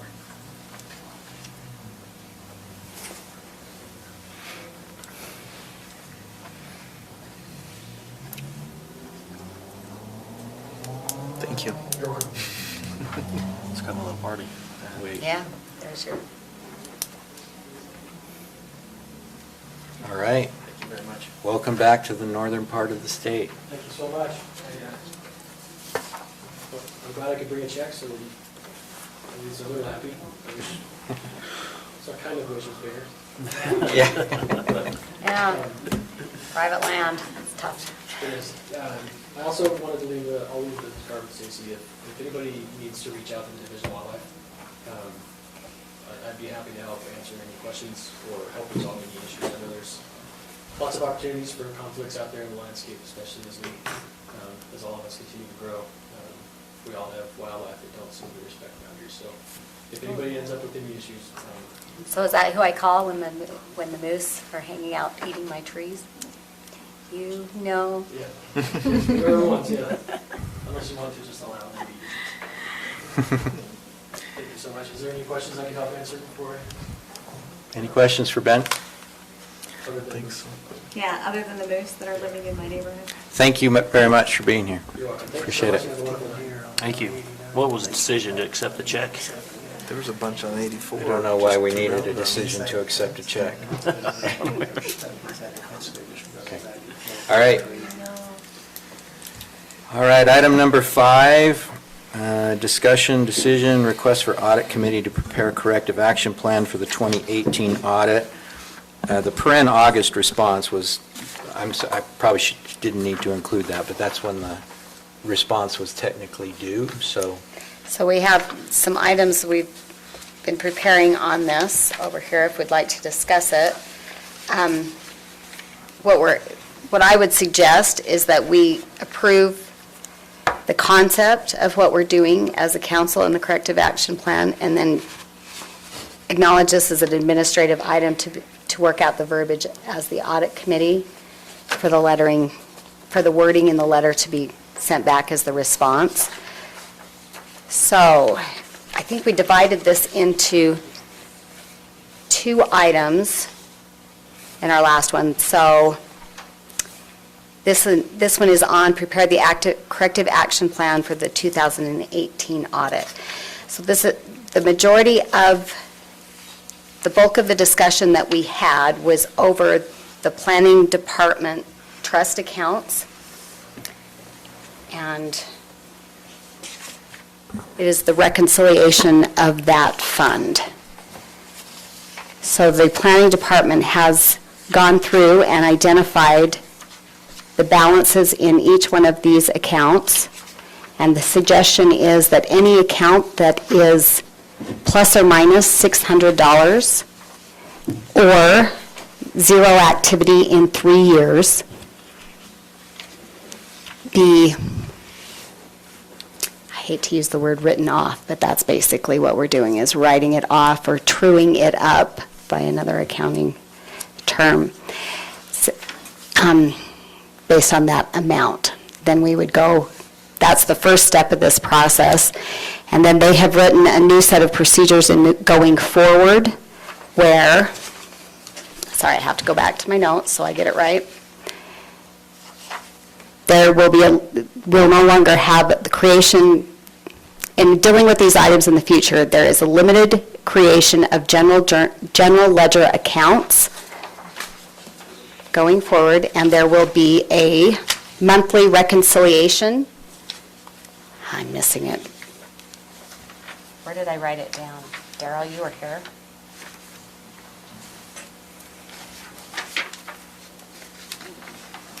Yeah, all these lovely.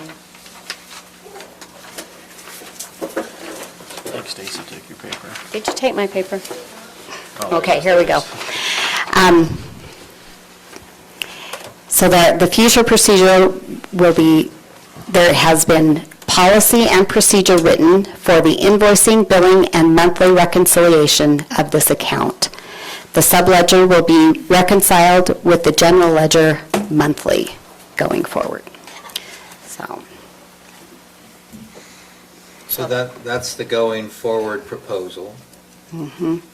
And the current, to deal with what's currently there, the suggestion is, and the council would need to vote on, the 600 plus or minus amounts. And/or And/or zero activity in 3 years. So you would come back with a list? So we have the Yeah, list, Okay. and they have determined that. So that's step 1. Did we ever determine step 2 for the amounts for the accounts that do not fall into those 2?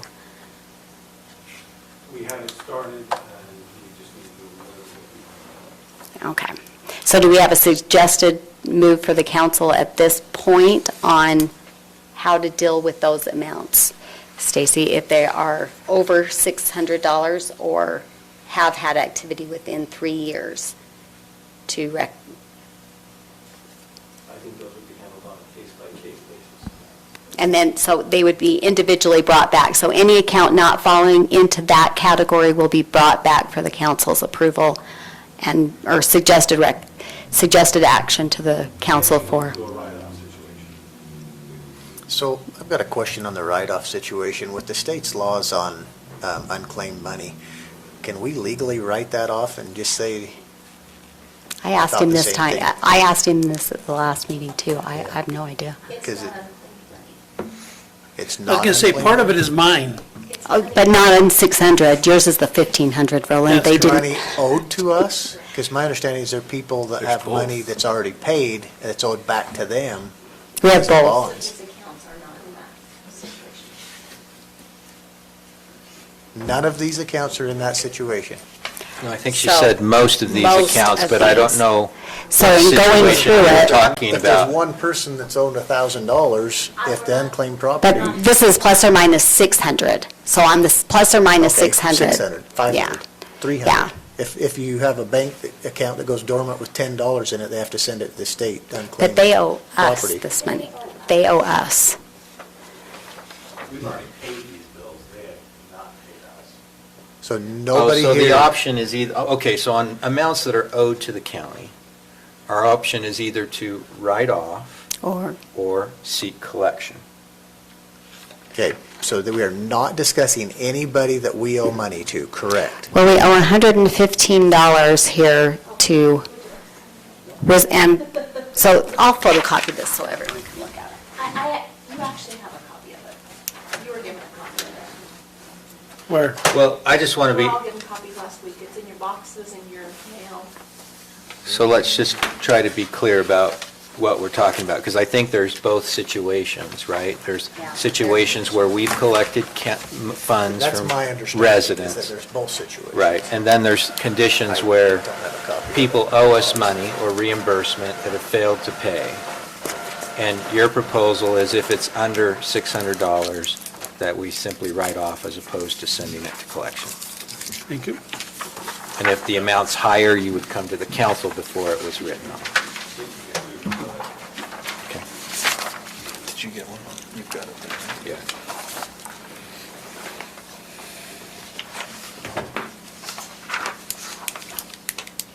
So the negatives, they owe us, correct?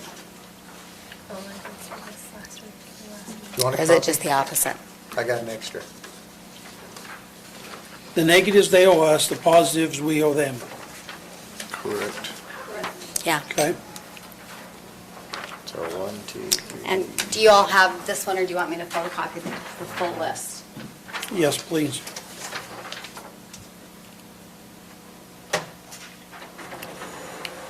So we owe Snow Basin 50 cents.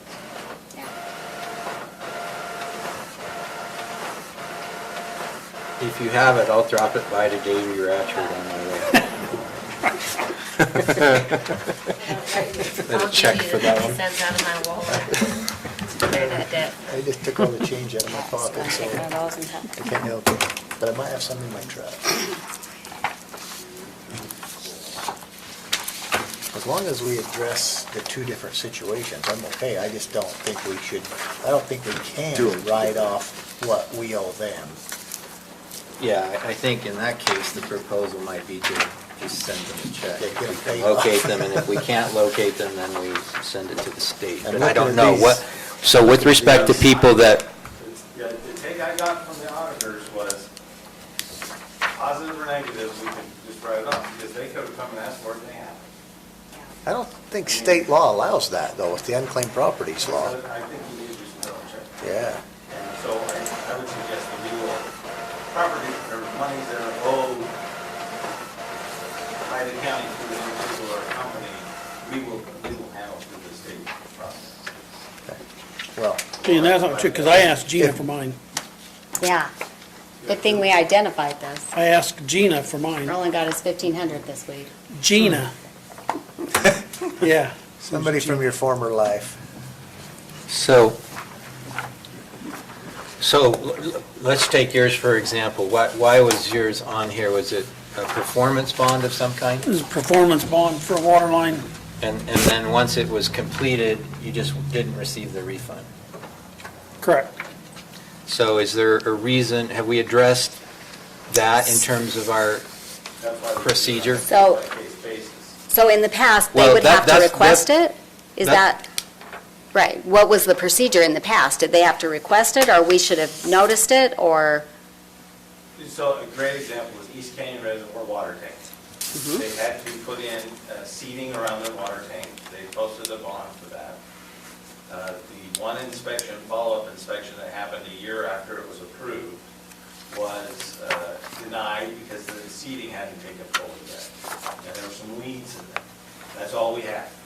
Now it's 8 years later, I can't remember now. Years later, and it's like, well, yeah, the grass has grown in, and it's fine.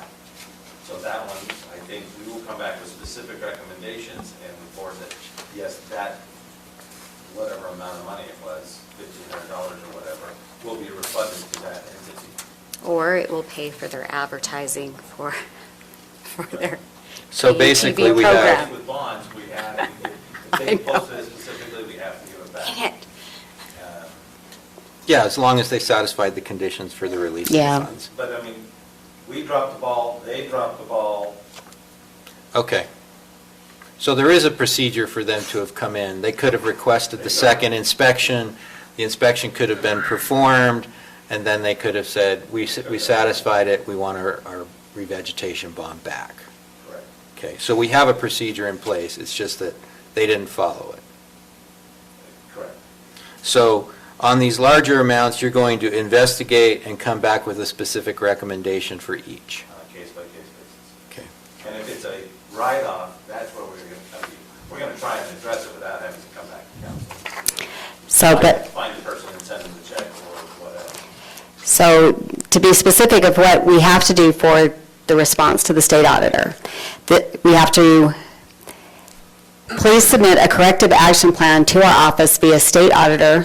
This corrective action plan should, one, explain how the problem will be resolved along with the anticipated completion date, which they've given me as March 31st, include the name and the contact person responsible for the corrective action and to be signed by the county board chair, auditor, and treasurer.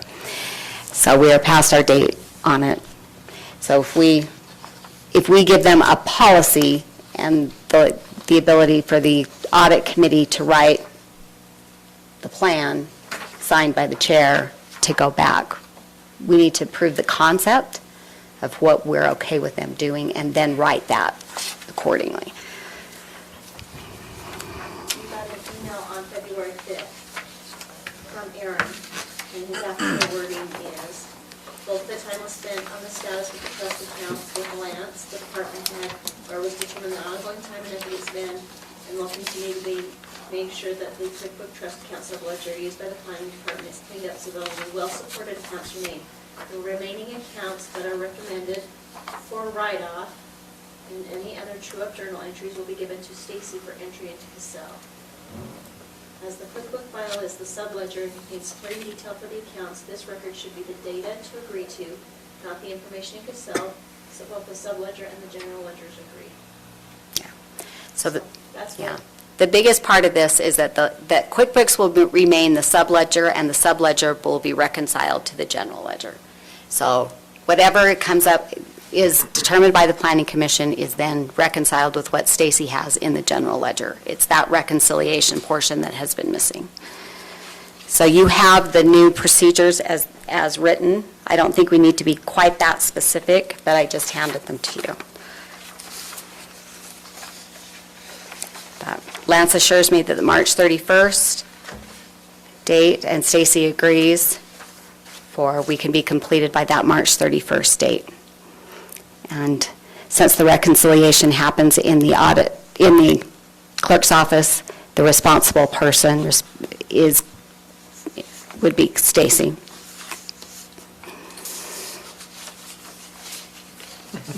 That's the final.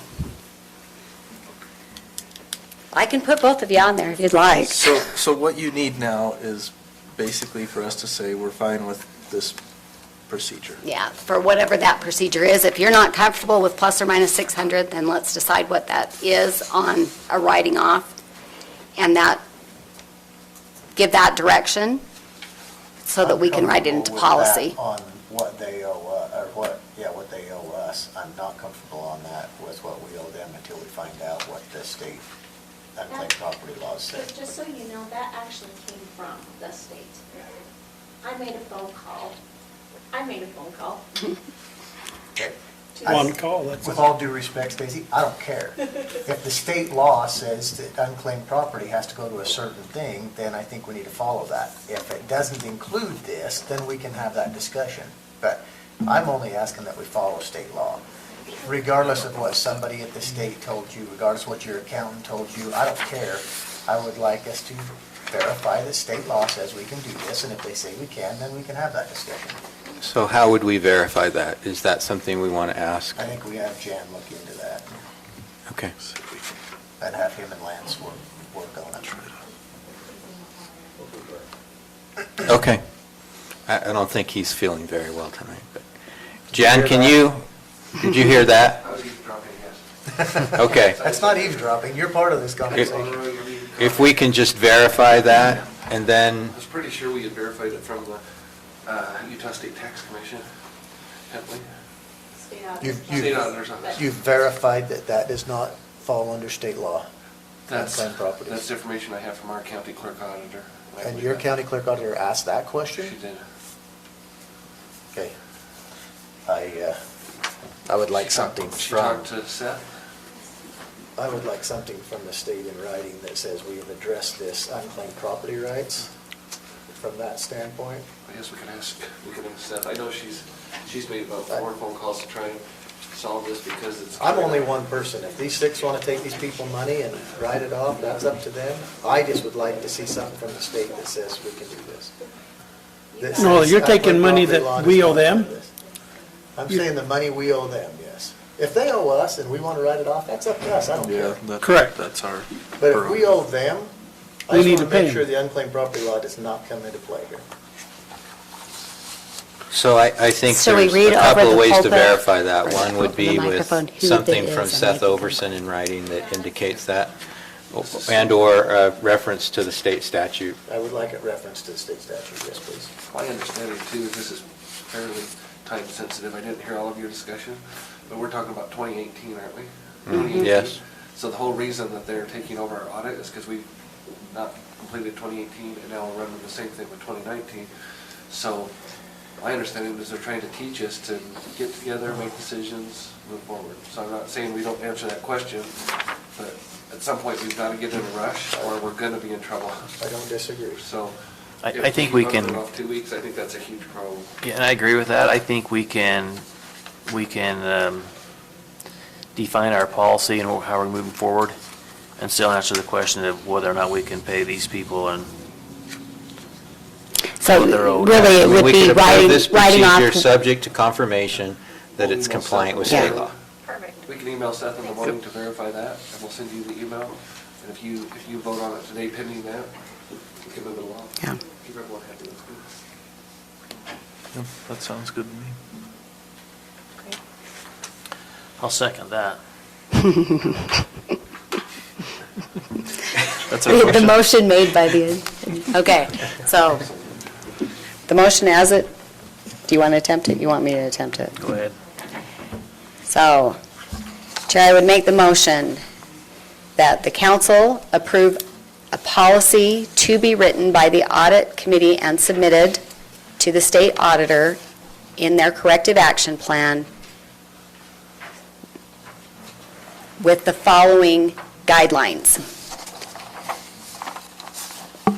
Accounts owing up to $600 to the county be written off to zero. Accounts where we owe them up to $600 to be written off upon confirmation of state code allowing for unclaimed property to be written off. If that is not in accordance with state code, we will refund by check to the last known address of said bondholder. I'll second that. To be completed by March 31st. Is your second My still second stand? still stands. All right, motion by member Cannon, second by member Newton. Any questions on the motion? I guess I didn't include the procedures for moving forward with the adoption of, to include in that, the adoption of ongoing procedures to keep this from happening. Okay, so just to clarify, you're saying if we owe them, you want to write it off per state code, We will either write it off if that's allowed, or we will send a check to the last known address. Only if it's under $600. Yeah. okay? And if they owe us, we're writing it off, If it's Under under $600. $600. if it's under $600. Higher amounts would come back to the council. And then there was something about 3 years of inactivity. So it was it was plus or minus 600 with, or 3 3 years of inactivity. Must be 3 years old, Oh. and not have any activity, and be plus or minus 600. Okay. Sorry, my bad. I left that off. It's just arguing, but I mean, Yeah. that's, you just said that. And your motion included Yeah, I think so. the procedure for going forward. Is your second stand Yeah, with this that? is a really long that one. still stands with what we're. Any further questions on the motion? So does that answer your question, Robert, It will when they get an answer. from the state code? But this is all subject to an answer up from, This is subject to a response from the, well, whoever can actually cite state code and say, yes, this does not apply, or yes, it does apply. And better motion indicated what would happen one way or another. Yeah, there's an or in there, so. Yeah, if the state law says you have to refund it, we would refund it. If the state law says you don't have to refund it, then Right. No, according to the motion, we would write it off. Correct. you can have that.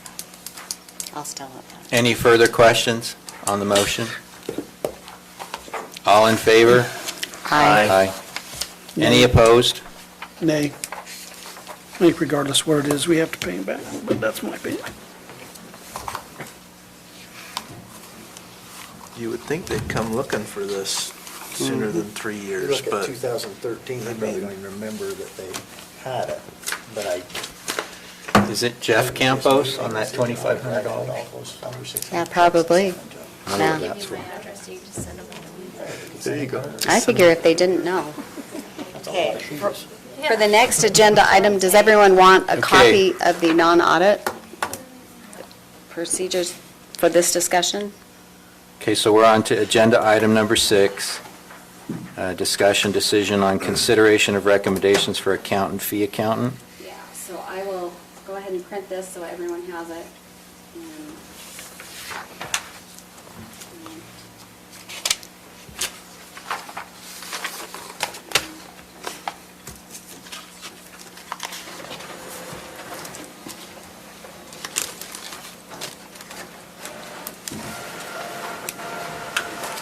Basically, what we're up against on this agenda item is time.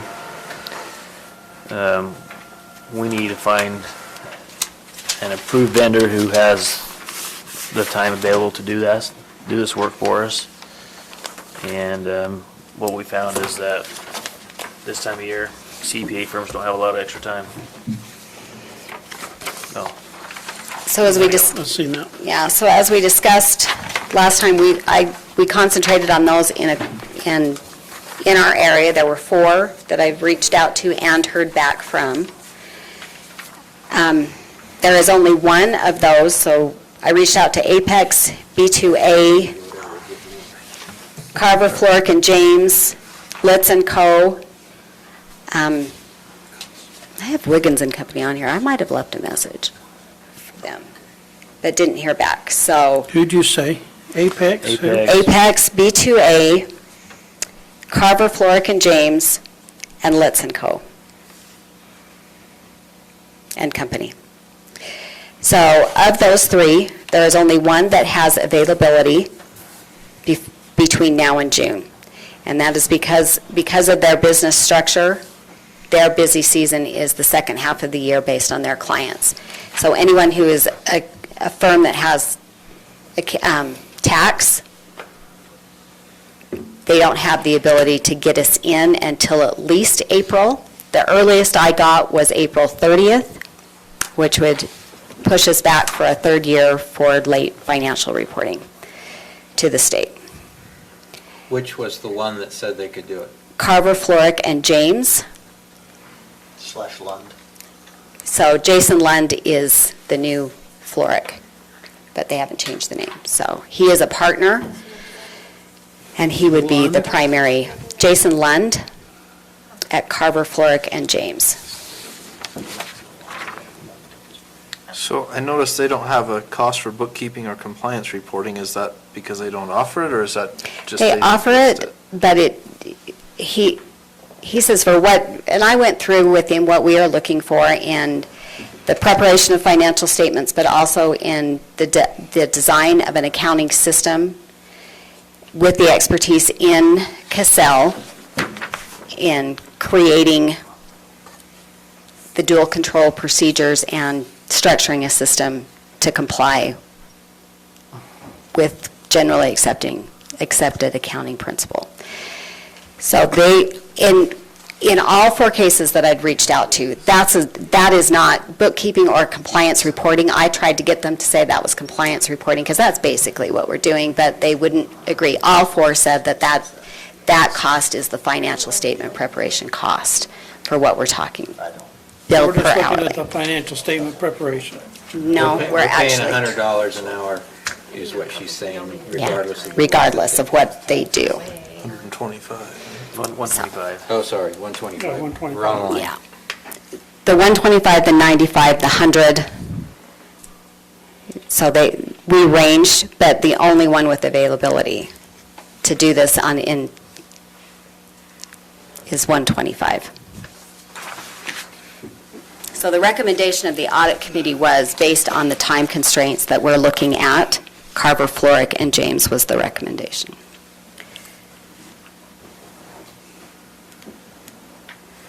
Any questions?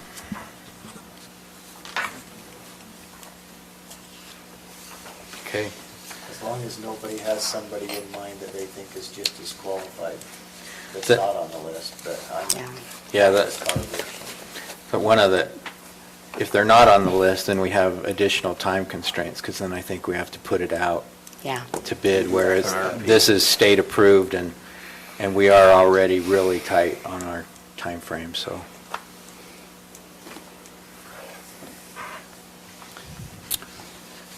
If there aren't further questions, I'm ready for a motion. Chair, I'll make the motion that we follow through with a contract with Carver, Floric, and James, structured to provide financial statement preparation for 2019. And I want to read it from this. Structuring of the county's accounting systems to comply with generally accepted accounting principle.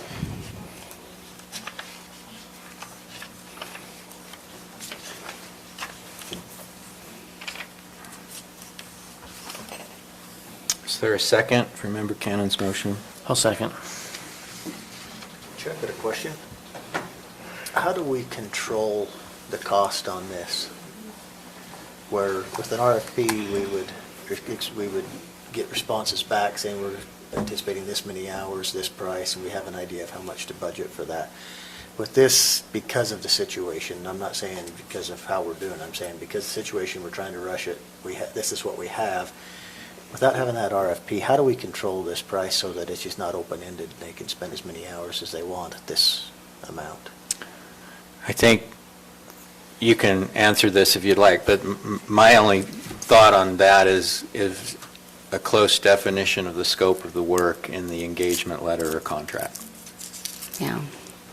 But at the end of the day, from my perspective, the work needs to be performed so that we can clean up our accounting and audit, so that at least when we get to the end of the 2020 period, that we don't have any further open And I wouldn't issues. disagree with that, it's just that I'm not comfortable giving a blank check. No, I agree. So I think that understand the scope of concern. work needs to be defined. Yeah, I think we need to try to be as careful as we can in terms of the scope of work. We can also probably have them report so that we are tracking the progress they're making. They may even be able, once they've taken a look at where we're at, give us an estimate that we could share with the council. So, All we're deciding right now is our intent to enter into an agreement with them, right? We're not approving the actual agreement because we don't know what that is yet. Right. We're just saying But we're good with moving Well, forward. that's kind of my point. with- Are we going to have that agreement? That's why I'm asking this question, is to make sure. No, I that think we you're right. go through Well, the We have we to, we right? need to have an agreement to turn Yeah. it into the state. Yeah. So, Yeah, yeah, so- we will have an agreement. But So- I think, I think we break it down, in my conversations with them, I broke it into two types of services that we are looking for. One, the preparation of the financial statements, and part of that conversation with everyone was in owning of the working papers. That was one of the problems that we had with the prior accountant, is in who owned the working papers. They should be the property of the county, so that they can be turned over and used by the auditor. That is a savings for us on the audit cost. And that needs to be very clear in the contract. I've had that conversation, but that needs to be very clear in the contract. All working papers are the, what's the legal word? The property. They are the property of the county. By working paper, your definition, I'm assuming, is everything they use to create their financial statement, not necessarily Yes. the financial statement itself. Well, the financial statements are part of it, but that is. But I don't think we had any problem getting the financial statements. It's what they use Yeah, to it come was up the with that, working correct? papers and what they used to determine what the final numbers were, that the auditor starts with in order to determine what needed further audit or compliance check. So without those working papers, you're starting completely over, and you're spending a whole lot more time on the audit. So we need to be very clear that that's part of it. But that is one part, and that is in the preparation of the financial statements. And based on what we've been paying Ulrich and Associates, that has been 15 to 20 in that preparation, based on what, in that contract. In addition to that, there is the compliance portion of this, in designing a system and creating a financial or budgeting officer for that responsibility moving forward. Now that clarification, the first and the most important part of this under time constraint is that financial statement preparation. The second part of this is an ongoing system. And the council, that is the part where the pushback comes from anyone that I've talked to. Are you all sure that's where you want to go? Because that's where the politics will come into this decision. And so that second part of the contract, I do believe we should bring back for a clear understanding going forward with the majority vote of the council on what we want the final product to be and be structured as. Because as we've discussed before this, the financial statements are under the jurisdiction and the responsibility of the county council. So making sure those policies and procedures are in place and that generally accepted accounting principle is followed and that those procedures continue to be followed going forward is our responsibility to design. And that's what we are being tasked with at this point. What that final product looks like, whether that is an in-house or a contracted position, the way we've done it over the last 2 years, is up to the council. So. Any further questions on the motion? Yes, why can't we use HBME? They're our Because auditor. they're the audit. You cannot audit what you prepare. Those are two separate procedures. Typically, you would have on staff someone with the qualifications to prepare financial statements. Morgan County does not have anyone on staff with those qualifications. Therefore, we go with an outside firm and a contract.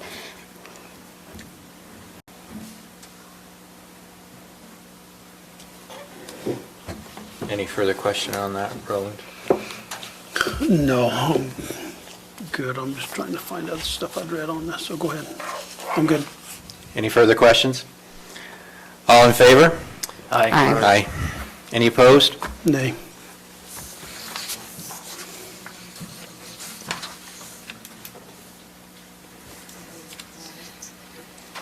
Okay, that brings us to item 7, Amanda Christensen, discussion decision approval of the 2020 annual cooperative agreement between USU and Morgan County.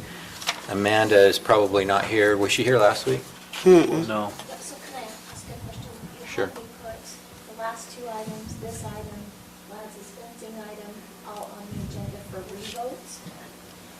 So the last two items, I had structured this as noting that the item was brought back on February 4th to the lack of proper quorum vote. Are you revoting on the last two items? Because we're revoting on everything from here on out?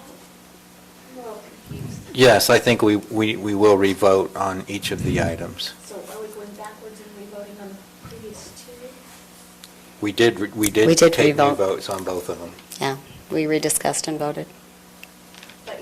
voting on the vote that you'd already had. We treated them essentially as newly raised matters and voted upon them. They probably should have been on twice, once to revote and then once to deal with it.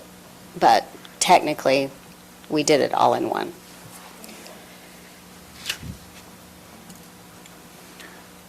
Okay. Does anyone want to address any of the questions? Do they have questions about the 2020 cooperative agreement for Utah State University Extension Services?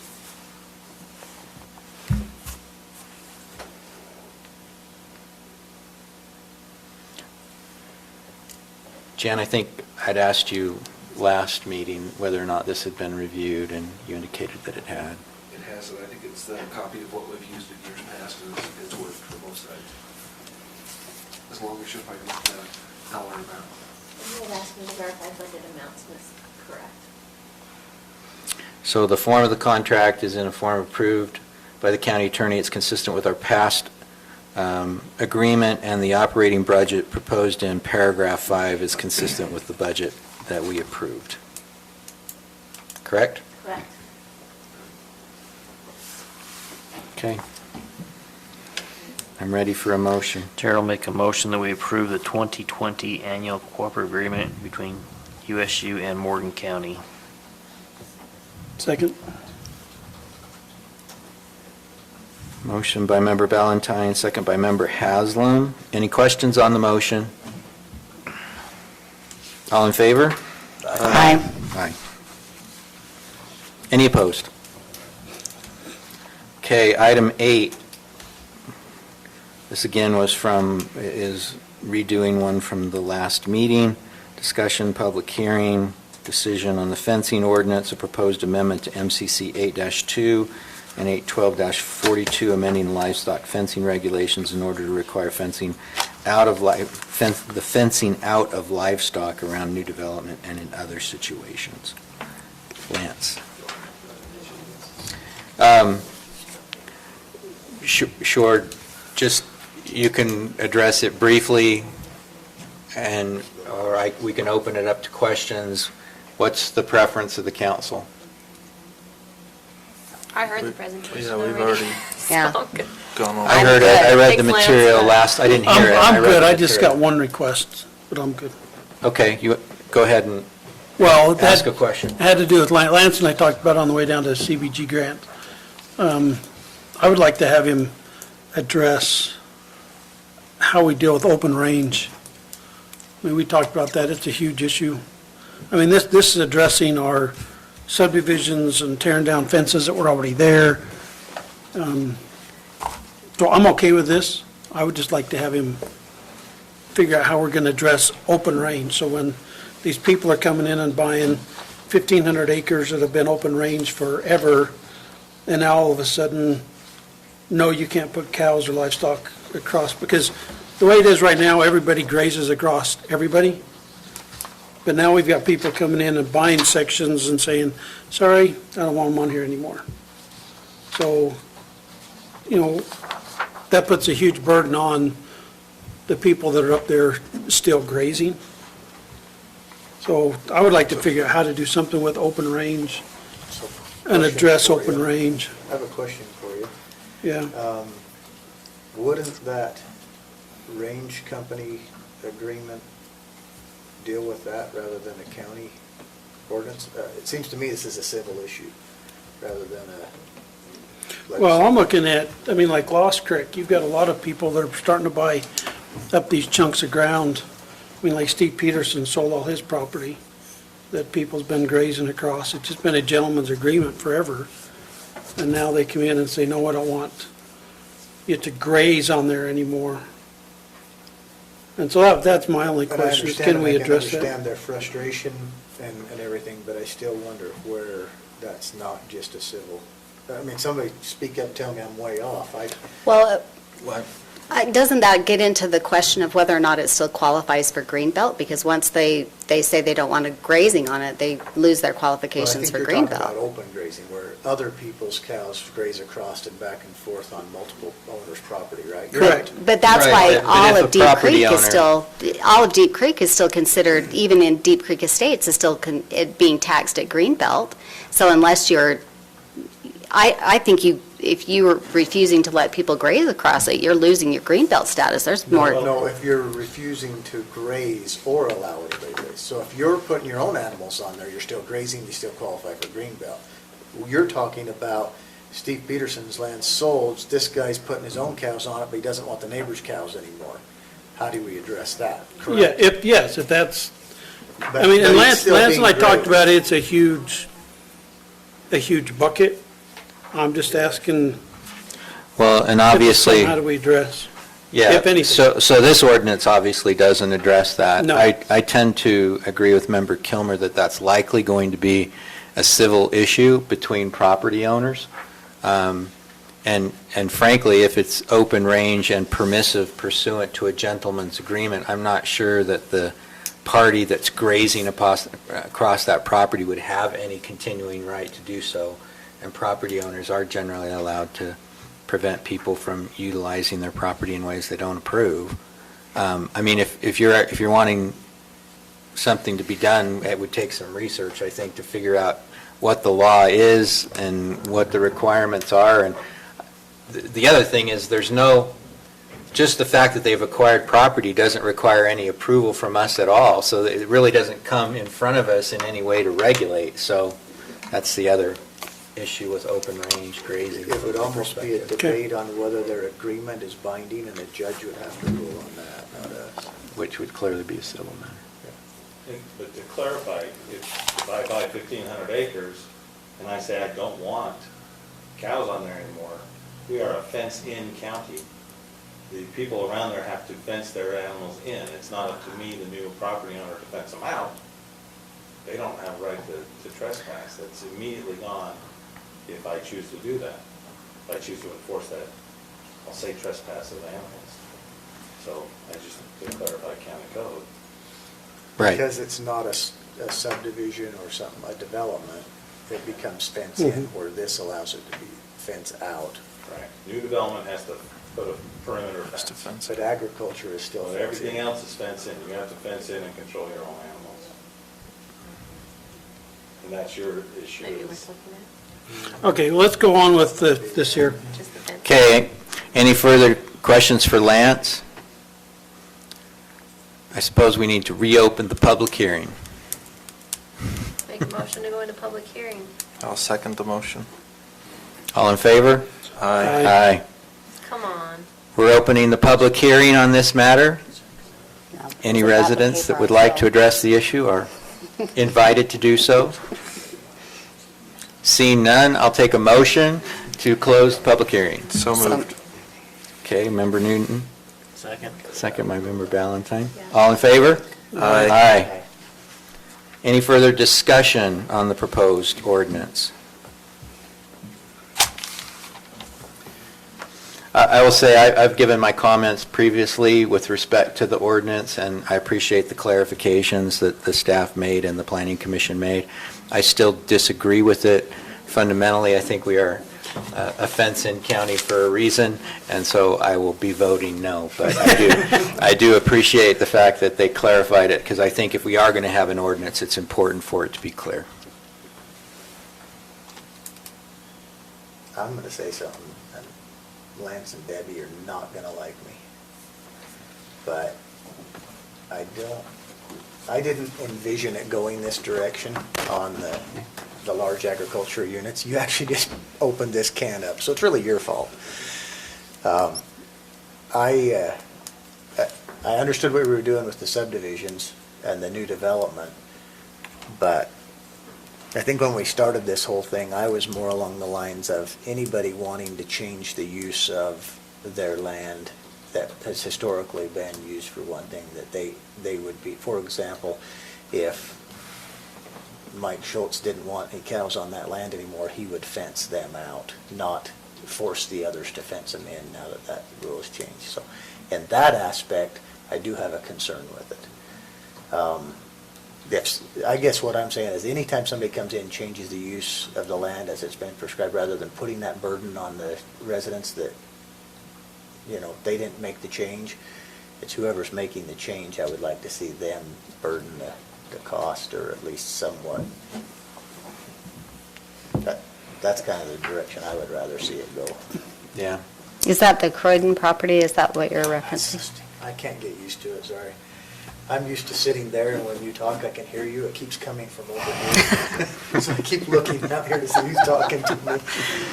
Can you say that again? So your reference, there's been a large swath that was purchased by somebody else, if I'm understanding the concern right. Multiple pieces. Multiple people bought throughout the county. So now, because I thought it was up to a certain size. If you were a certain size, you were fence in, fence out.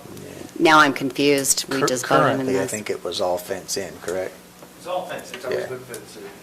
And there's civil recourse to that, like you mentioned. So if your cattle goes to the neighbors and grazes, they could sue you civilly for a tort, Yeah. trespass. But this particular ordinance doesn't affect that at all, other This is just for than new developments. new Yeah. development. Correct. It does kind of reverse it on new The development. ordinance does not address it. What I'm saying is I thought. Maybe it needs to be we were gonna addressed. address it Expanded all. to- And by the way, Yeah. the ordinance has the new development fence its perimeters, but that may not be a completely fenced in. Remember when we talked about it? A developer could maybe put a fence here and nothing over here. Because it of the doesn't size apply. of the So they land. aren't really fencing in or fencing out. It just puts the burden on new development to put a fence around wherever it needs agricultural. If they don't want them, yeah. Had a moment of clarity there, so. So if the zoning is under A20, they're not required to fence that portion off regardless of what the use has been, according to the new ordinance that we're looking at. So you're just saying basically if they change the use of the land regardless, then they should be able, whoever's changing the use should be responsible so that it doesn't put the burden on the cattle rancher or. Correct. And I'll just say, to me, that's exactly flipping the burden of American jurisprudence, but at least here, we're imposing it in connection with a request for subdivision development, and there's a state code provision that gives us some support for doing that.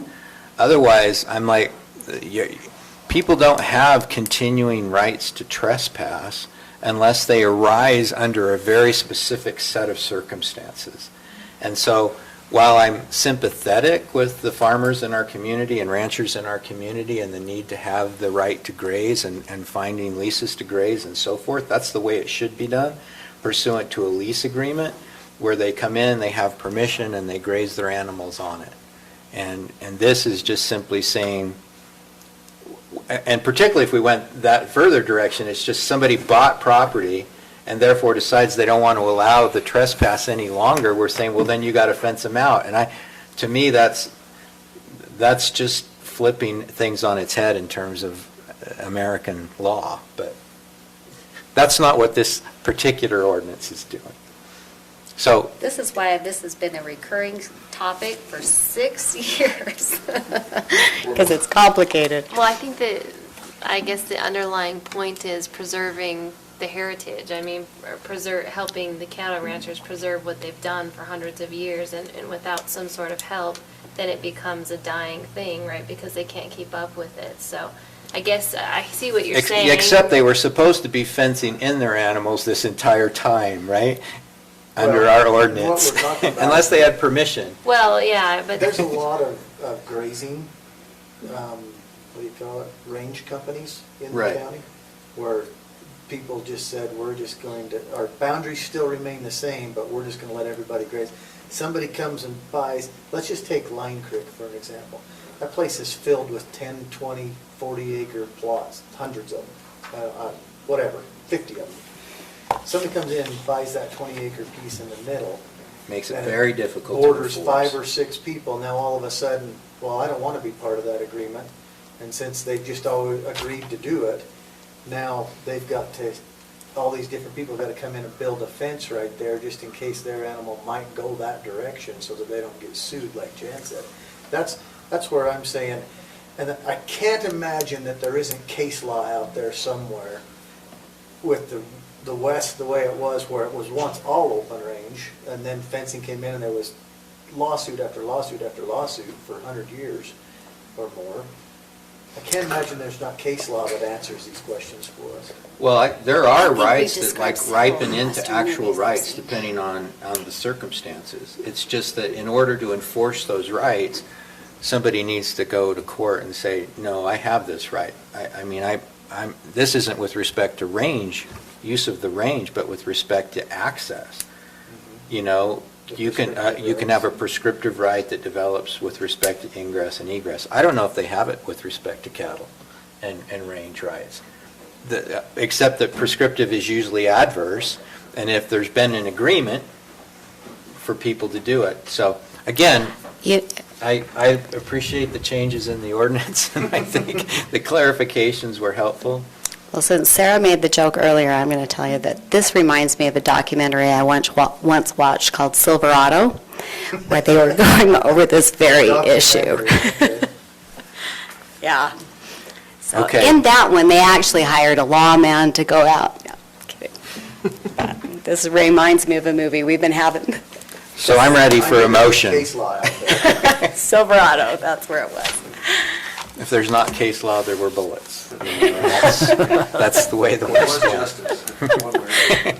Somebody's justice. So I'm ready for a motion on item number 8. Chair, I'll make a motion to approve the amendments to MCC 8-2 and 8-12-42, amending the livestock fencing regulations in order to require fencing out of livestock around new development and in other situations. Second. Okay, a motion by member Swan, seconded by member Haslam. Any questions on the motion? All in favor? Aye. Those opposed? I am.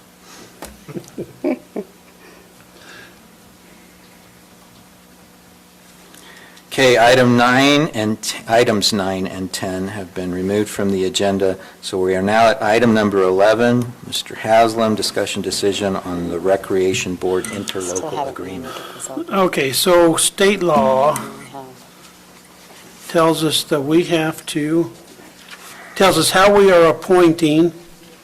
And yes, we've discussed this before, but we're going to discuss it again, because there were questions brought up. Well, yeah, so you've signed it. Yes, it was, after it was approved by the council, yes, I did sign it. Hasn't this All been right, done? so at the last rec board meeting, the question is on page 1, membership of the board. So number 1 is somebody appointed by the city, 2 is 2 representatives from the school, and 3 is 4 representatives appointed by the county council.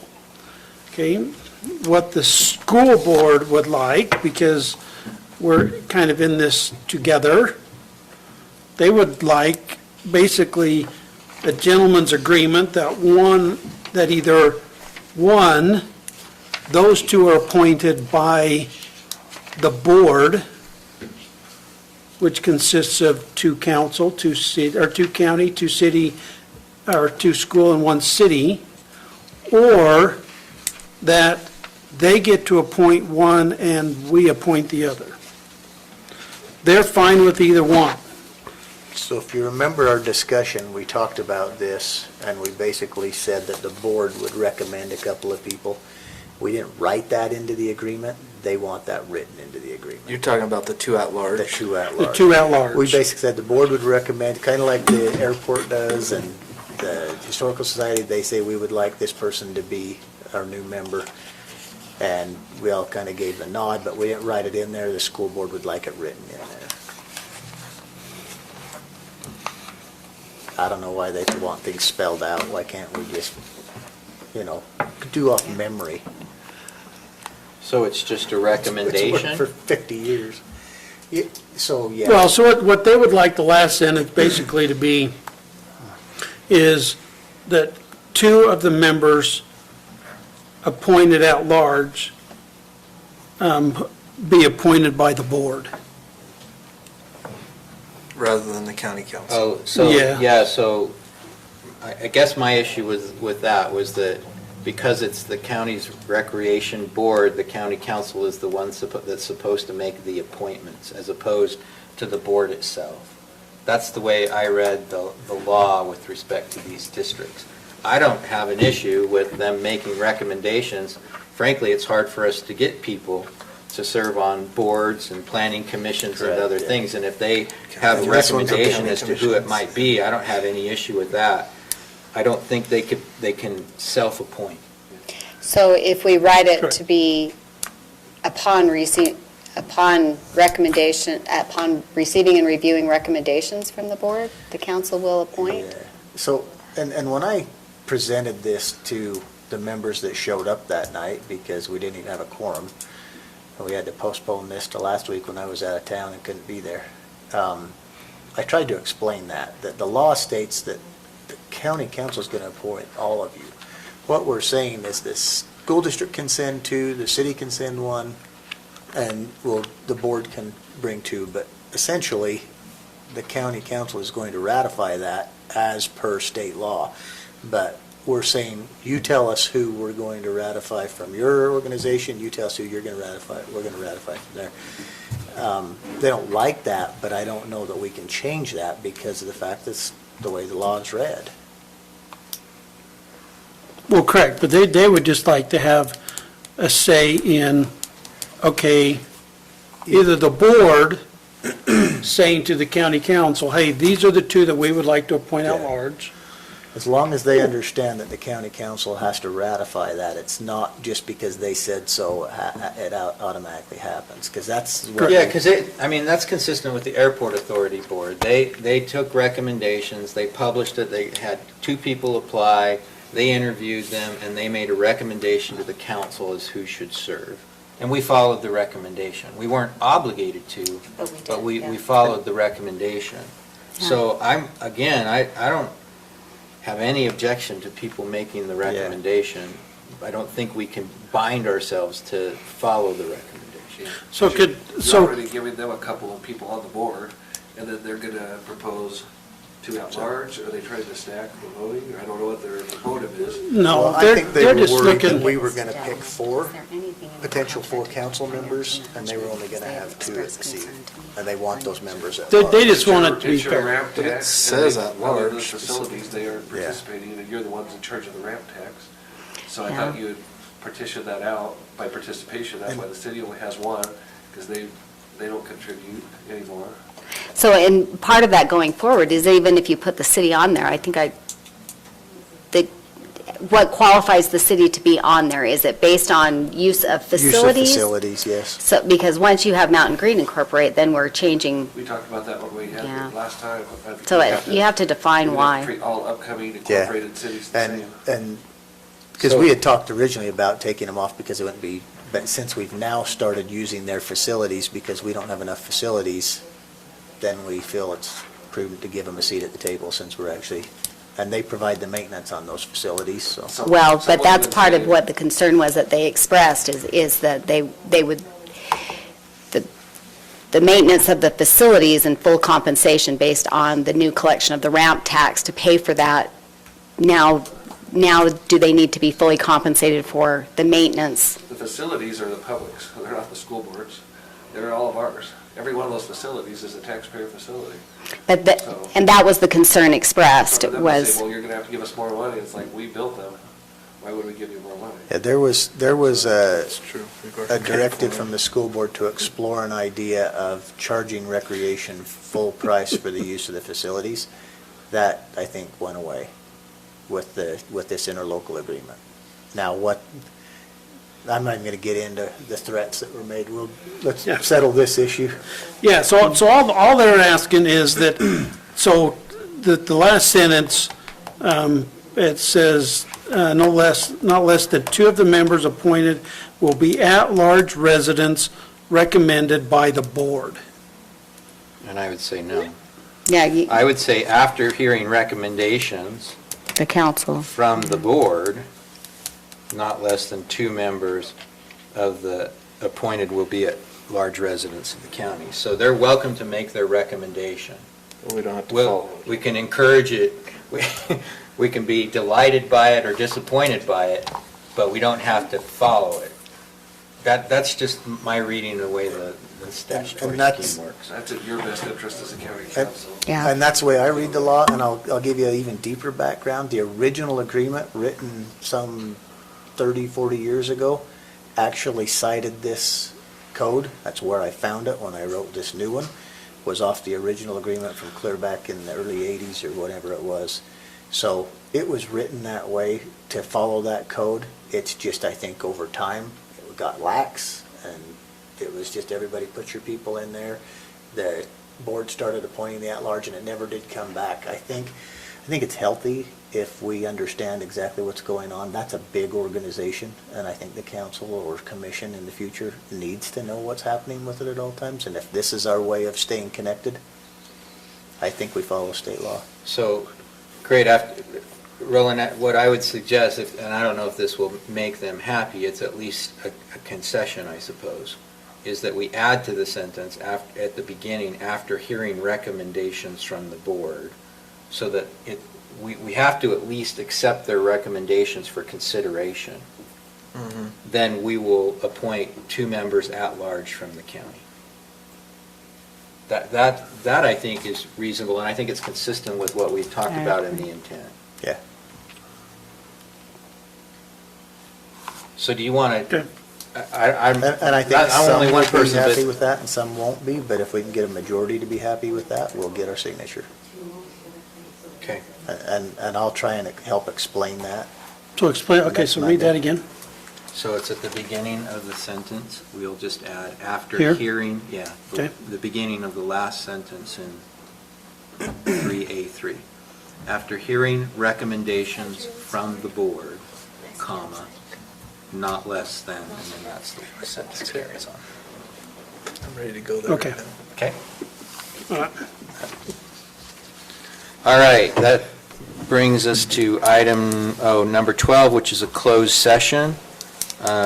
We did publish for Sorry. closed session. Before you do that, Okay. that was a discussion decision. Do we need to vote on the change to that agreement since you've already signed it? I think once, if they've accepted and that you guys come back and say it's been accepted, we Okay. want to amend it this way, then yeah, let's vote on it. If they come back and they still want to talk, then I guess we can Okay. discuss. That's my view, but if No, somebody else. I'm good with that. I just, I didn't want somebody to say we never ratified that change and say it doesn't count or something, but I'm fine with that. All right, you're welcome to stay till Motion after we we go into finish the closed closed session. session, but I think all we will do is adjourn, but you're welcome to make sure. Okay. Okay, So motion to go into closed session. I'll second the motion. okay. All in favor? Aye.